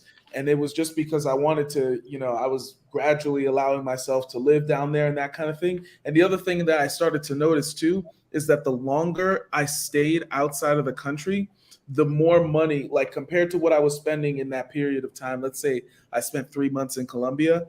What I would spend in 3 months in the US had I been there, I ended up coming back to the US with more money than I would have. So it was at that point that, you start to realize it's like, oh, okay, there's actually an economic advantage of me being outside of the country for an extended period of time, because when you're not constantly spending, especially when you're able to, because I own property, and the property, I have tenants paying that rent, paying my mortgage for me. My only job is upkeep and maintenance. You know what I mean? So as a result, when I'm outside of the country, I don't have any other bills, that I have to stay on top of. Whereas like you may have an apartment that you're renting that you still have to pay the rent for and that kind of stuff. So you have to take that into consideration. But I would guarantee you there's probably still a way for you to be paying your rent in the US while you still figuring things out and still living outside of the country within your means and still finding a way to save money. I know some guys that used to take laptops and they would bring them down into Brazil, and because electronics are cheaper here, they would sell the laptops. But when they're done selling the laptops, they go back to the US, but they would stay down there for like 4 months, 6 months. They actually left with more money. They actually left with more money than they came into Brazil with, because they had a business idea, just a side hustle, nothing serious. They already had some contacts here. They knew they had a network of friends that they could say, hey, I got a laptop for sale. Anybody want it? And discount it more than, what. Even on the opposite end of the business, and not to cut you off, when I first started coming down to Colombia, my female coworkers were like, Andre, could you bring me back a faja? And I was like, what's a faja? I mean, these females were on me, and I was like, I had like 5 female coworkers hit me up throughout the building, like college at the campus. I'm like, what is the faja? They were like the girdle that we wear underneath our dress. I was like, what? No, the best fajas in the world are made in Colombia. Yep. So I'm like, so I get down here. This is my second or third trip. I come down here and I'm buying fajas from different sizes, $12, $13 a piece, $20 a piece, right? I get back to the States. I put an ad in, not only with my coworkers, I had some, but I put an ad in Craigslist. I'm selling them for $75, $125 a lick. Just fajas, just girdles.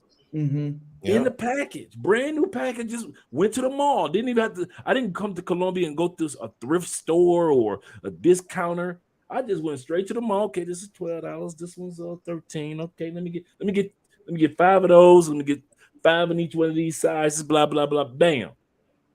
Got back to the States. There go your trip.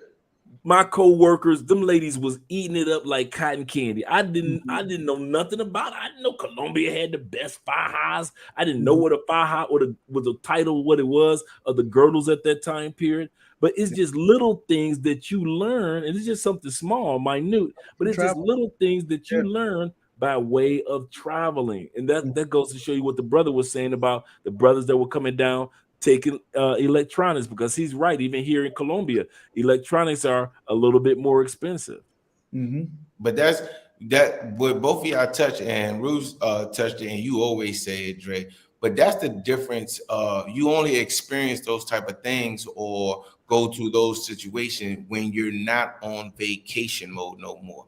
And vacation mode isn't of time. Like some people be on vacation mode for 3, 4, 5 years. You ask them, hey, where's they didn't embed themselves. They don't know what it is to have an everyday schedule outside of a red light district.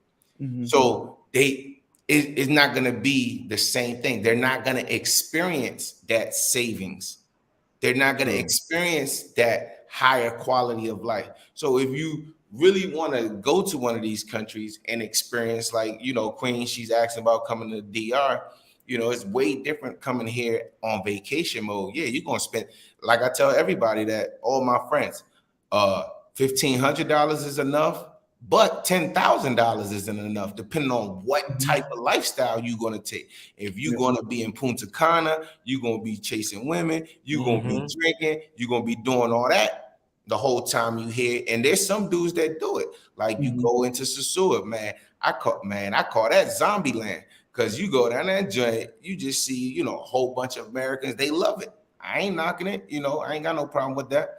But it all depends. You can't say that you really experience. And then you ask people around there, you be like, yo, how long you been here? Oh, 2.5 years. Where else have you lived? Nah, I haven't lived nowhere. I just live here. Oh, okay. Have you been to Santiago?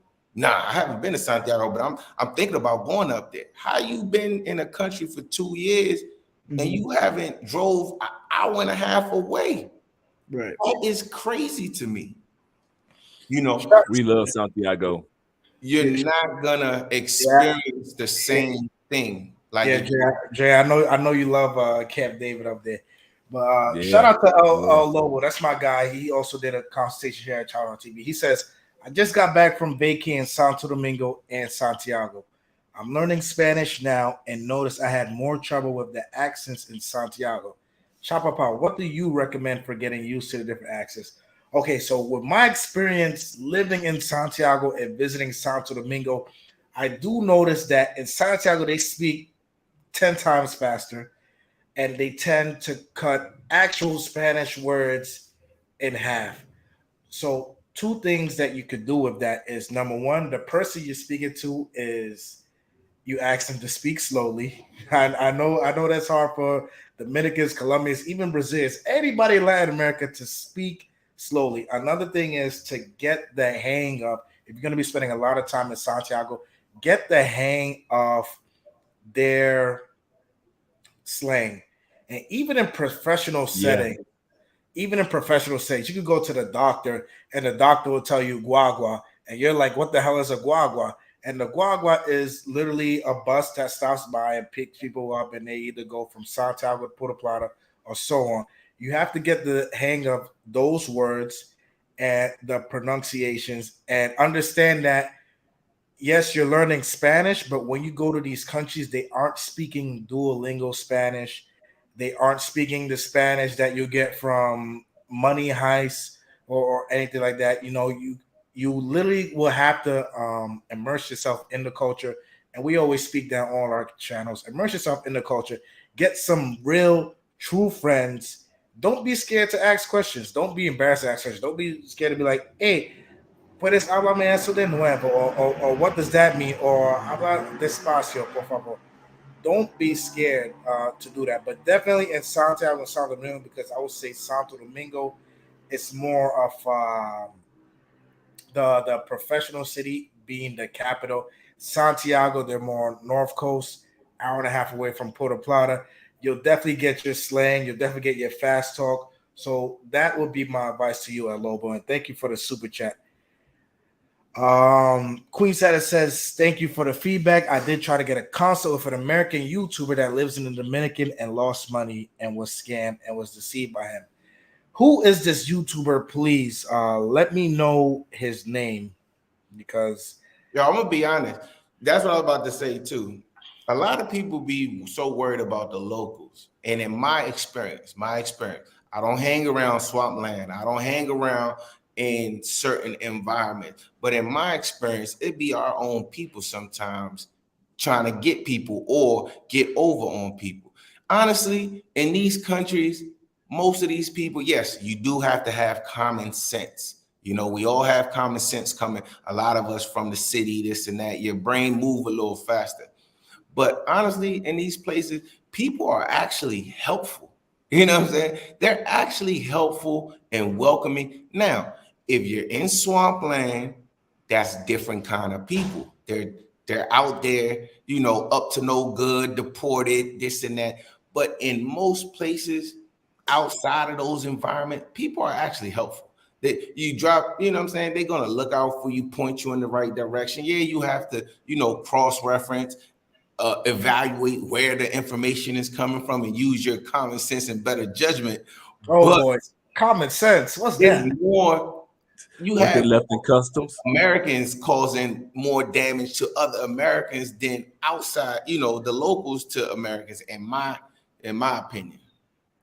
Common sense, bro. You know, people don't travel with common sense. It weighs too much in the luggage. You want to hear something interesting about scamming is like the only time that I've ever experienced you know, like a scam like situation here, both times have been with Americans. I'm telling you. It wasn't even the locals. And there's been plenty of situations where, you know, a Brazilian person could have taken advantage of me. Like I dropped a phone on the street and didn't even realize I dropped my phone on the street, and the person was like, "Hey, your phone." You know what I mean? You know, all kinds of different situations. So, you know, the world isn't as scary as they make it out to. You know, True. So you're definitely right about that. Some of my worst experiences as an expat have been with Americans. I've had Americans trash my home. I've had Americans talk about, yeah, Chapapa, I'm gonna buy this car off you, I'm gonna buy this off you, and disappear for months. So some of my worst experiences have been with Americans. You front runners, y'all get on the back of the plane to be front running somewhere else. Whatever works for you. Gail Knight says, hopefully I get to go to Thailand and see Yoga fight in March. I didn't even know Yoga was a fighter.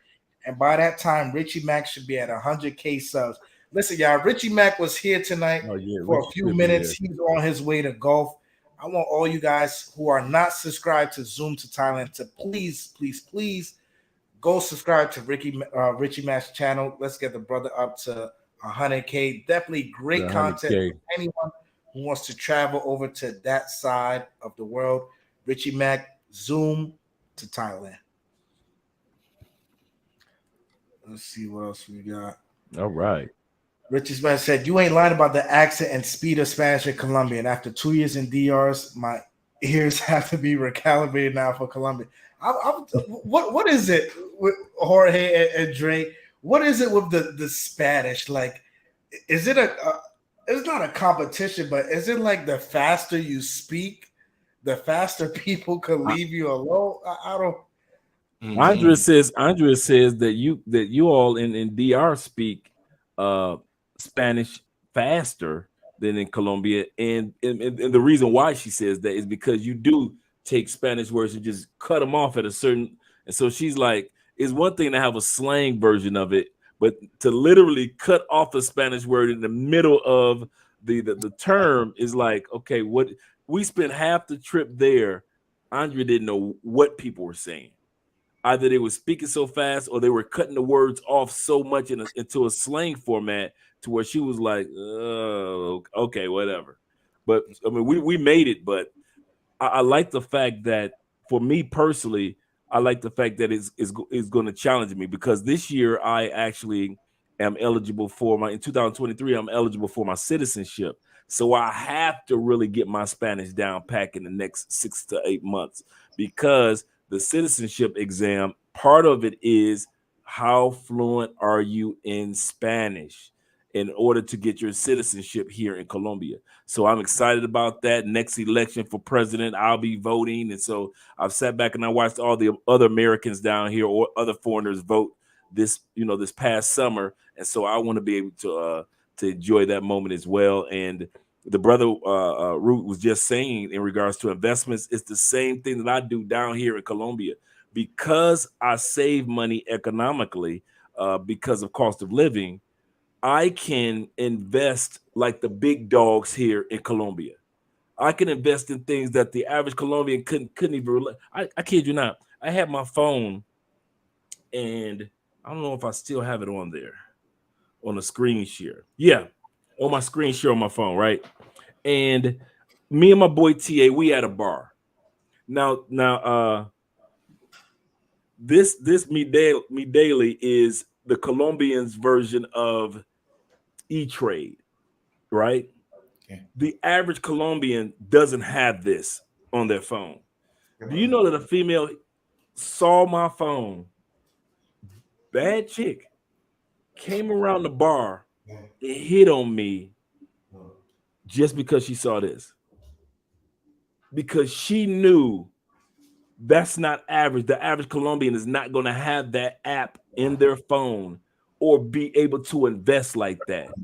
And the type of dudes that she was letting be with her was the upper echelon dudes, not dudes just getting off a plane, but she would only mess with upper echelon dudes. So she's like, wait a minute, how do you know about blah, blah, blah, blah? And I'm explaining to her about how I know about this app and how I've invested in Colombia.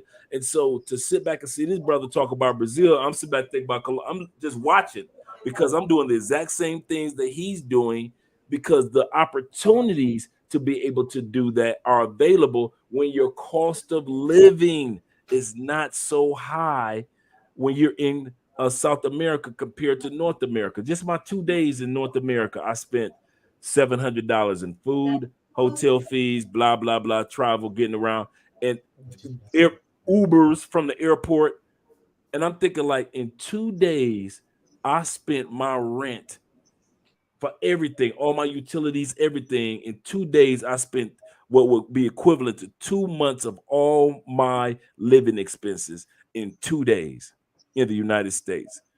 You guys are being robbed. I mean, literally being robbed. Now, we understand most of you will never come because statistically, over 72% of all Americans still live in the same city or within a I think it's a 50-mile radius of the hospital in which they were born. 72% of all Americans, if you were born in a hospital in Philly, 9 times out of 10, within a 50-mile radius, you live in somewhere near Philly, whether it be Chicago, within that 50-mile radius. 72% of all Americans still live within a 50-mile radius of whatever hospital in which your mother gave birth to you. And so we know most of y'all aren't going anywhere. Y'all just looking at this, it's entertainment and enjoying yourself. But we really are trying to encourage those of you that are on the fence and you really want to do this and you really want to change your life, but it's scary. We were there too. We know exactly how you feel. We know how nervous it is, but I'm telling you, it is an amazing life and it'll take off immediately. It's not like it's a slow pace where you're like, man, I've been here 3 years and my life hasn't taken off. It doesn't work like that once you get outside the United States. Your life, your new life, the life that you deserve to have, will take off so fast with new friends, with new language, a new routine. Some of you don't have time to go to the gym. Your body is just saying you don't eat healthy foods. It will amaze you how healthy the foods are in other countries. We're just talking about your diet. Me and my wife, we go to the gym. It's only $15 a month for 2 people. We got all the trainers there and everything. And so to sit back and the motivation.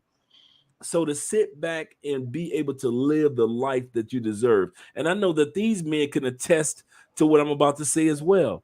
There are many a day, many a week, the days bleed together. I've never had that in the United States where my days, is it Wednesday or is it Friday? Is it Tuesday? What day is it? If it wasn't for the trash man coming on certain days, I wouldn't know what day it was that week. If I didn't have consultations or something settled with you guys, there have been times where my days have bled together because I don't have that U.S. routine that's regulating my life for the next 50, 60 years. So, guys, I'm telling you, if you love yourself, and I know you do, give yourself a chance because many of you love yourself, but you don't trust yourself. Trust yourself with this. Get your passport. Don't let this new year come in or begin, or the first months go by, or you're going to say, well, I'm going to get it next year. That's my New Year's resolutions. And we know that over 85% of all resolutions never get done. Don't do that resolution thing. Just take your happy ass during your lunch break to the post office, fill out the application, do what needs to be done. They'll tell you what money orders you'll need. Go to CVS and Walgreens, get your passport photo, spend that $12 and get your passport. I don't know where I'm going to go, Dre. I didn't ask you to go anywhere. I said, the only place I asked your happy ass to go to is to CVS or Walgreens and to the passport. I didn't, to the post office. I didn't recommend you go flying anywhere yet. Just get the passport first, and God will show you exactly. God in the universe will show you exactly where you need to go to start the life that you deserve. But without the passport, you have nothing but excuses. And I remember when I was working in a nursing home, I'm going to end with this. And I told this story before. Working in a nursing home, I'm telling you, there's only two things that are in the nursing home. Two things. Old people and regret. And in working in a nursing home, I knew this. There is far more regret walking around in a nursing home than old people. They regret this. So many Americans regret once they hit 70, 80 years old that they didn't take a chance on themselves. And now they're in a nursing home, or now they're in the in-law suite, living with their loved ones.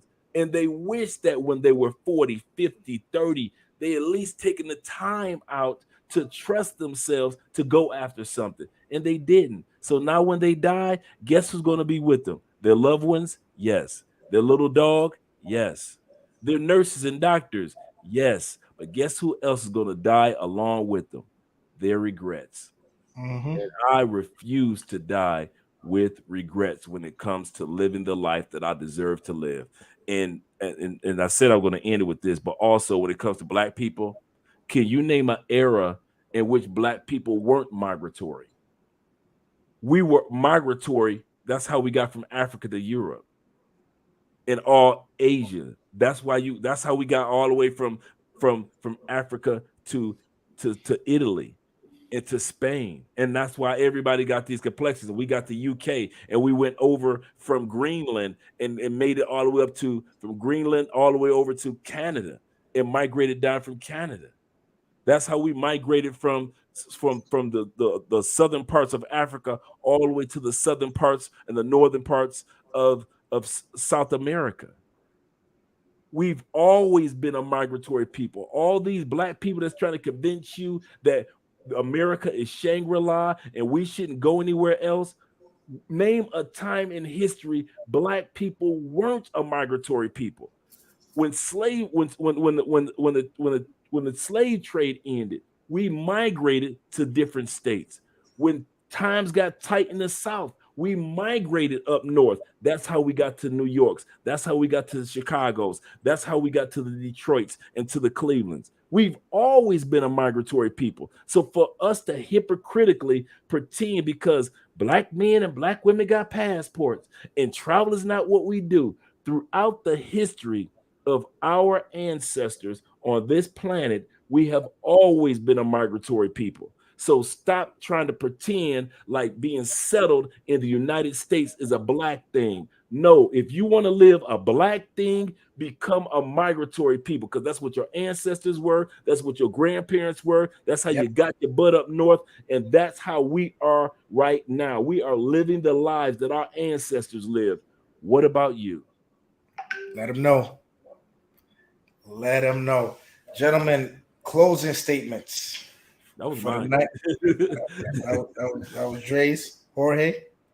Man, it'll be take your time. You ain't got to be a millionaire. You ain't got to be rich to move. I did it with very few resources. I did it as a disabled vet. I have issues of my own, and I have issues with my mother.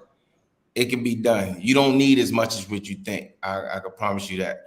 You know, travel with your common sense. And another thing, a big thing is this. Chappa, he came to DR. He was living in Puerto Plata. He came to Santiago. It wasn't for him. Now he's in Brazil. Rude, this first time I met him, he said he was in Colombia. He went to Brazil. One thing that passport gives you that Dre always preaches is options. Yo, you don't have to live in Maryland all your life. You don't have to live in New York all your life. You can move around. And nowadays with technology, the internet, like Rude said, you can make money, you can do this, you can do that, you can teach. Just knowing the English language, you can make it in most countries because everybody that makes money in these countries want their kids to learn English. Yep. Period. If they're making a lot of money, their kids go to some type of English school. So just knowing that, you good to go. Don't think about it too much. Get what you can. Obviously, do your due diligence. Make sure everything's in order as much as you can. Put in order and then move. Go. Don't matter who you gotta go with. No matter when you gotta go. Just do it. Right. Jorge's doing it right now. Still in his 30s. Brought his mom. Giving his mom the best life, best care. Great care, and it's cheaper and happier for both. It's a happier situation for both. There's not people put a lot of emphasis, Jorge, on not even emphasis. People, society make you feel like it's wrong to be happy, or it's wrong to want to do better for yourself if it's different from the norm.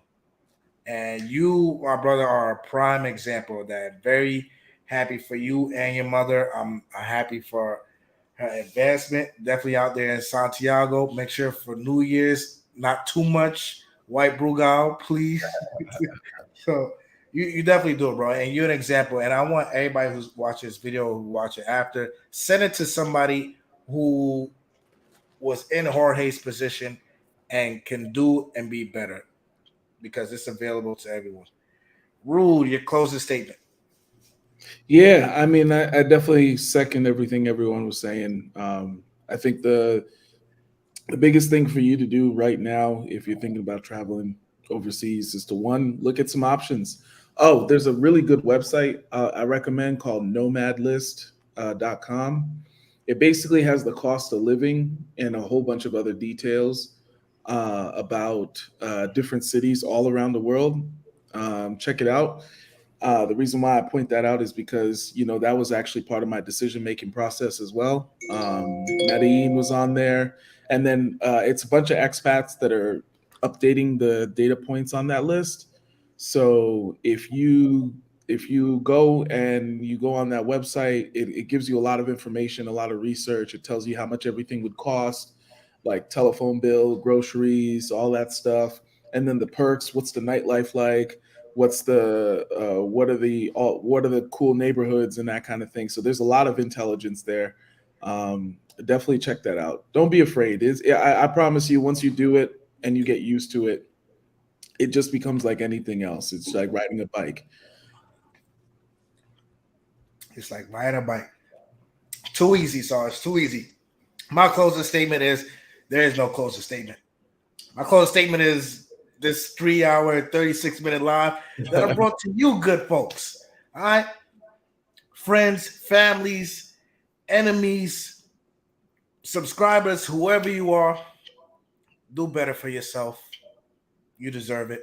Get your passport, travel the world, travel with the dollar, establish yourself somewhere with the dollar. What we always say on Chapapa TV, life is your beach. Go somewhere, relax, enjoy, and kick back. Don't listen to the naysayers. Don't have people in your ear. Listen, put on your headphones and go, right? It's going to feel strange at first. It's going to feel scary. We're not sitting here telling you that we clicked our heels together and flew out of Kansas. Nah. It took time. It took sleeping on people's couches. It took sleeping in mama's basement. But end of the day, we achieved what we wanted. We happy. Dominican Republic, Colombia, Brazil. Who's gonna be our neighbors now? Gentlemen, I appreciate you for this live. It was very insightful and a very, very positive way to close out the year. Love each and every one of you from the bottom of my heart. To all my subscribers, I hope you guys have been blessing their cash apps, scrolling at the bottom of the screen, because this knowledge tonight, this is the knowledge that y'all would pay thousands and thousands and thousands of dollars for in the States to just show up at a fancy office with a view and leave with the same shit that you walked in with. So let's show appreciation. Let's give these brothers and Chapapa our flowers today, right? Because mine to Dre for the charity. Y'all can give mine to Dre. Yeah, and especially to Love Crossing Borders, because Love Crossing Borders is working with the Children's Hospital, the Cancer Association out there in Cali, Colombia. So definitely for a good cause. Subscribe to Andre Love Crossing Borders TV. Definitely great content, inspiring content for all ages. It don't matter if you're in your 20s, 30s, 40s, 50s. Definitely great content for Colombia and soon to be Portugal. Rude Awakening, that's the genius. That's my genius neighbor out here in Sao Paulo, Brazil. You know, he's a funny guy sometimes. so make sure you guys go add his IG. My journey, man, y'all already know that's my brother. Yeah, there in Santiago. Only reason why I'll go back and visit the Dominican Republic. That's my guy. He don't do consultations though, so I'm gonna take his consultations for him. So and then we gonna talk about it. I'm gonna send him a text like, yo, bro, what should I do about this? But other than that, y'all, happy New Year's. Yeah, next year we coming back how we always do, spicy. You know, I'm gonna tell Dre, I don't need Clark Kent Dre. I don't need Clark. I need Superman Dre. I need what's that movie where Bernie Mac showed up and he was just slapping everybody at the subway station? That's what we're coming back on. But y'all be safe. Yes, sir. Yes, sir. Fellas, stay backstage 1 second. But to then, y'all, everybody have a good night and happy New Year's.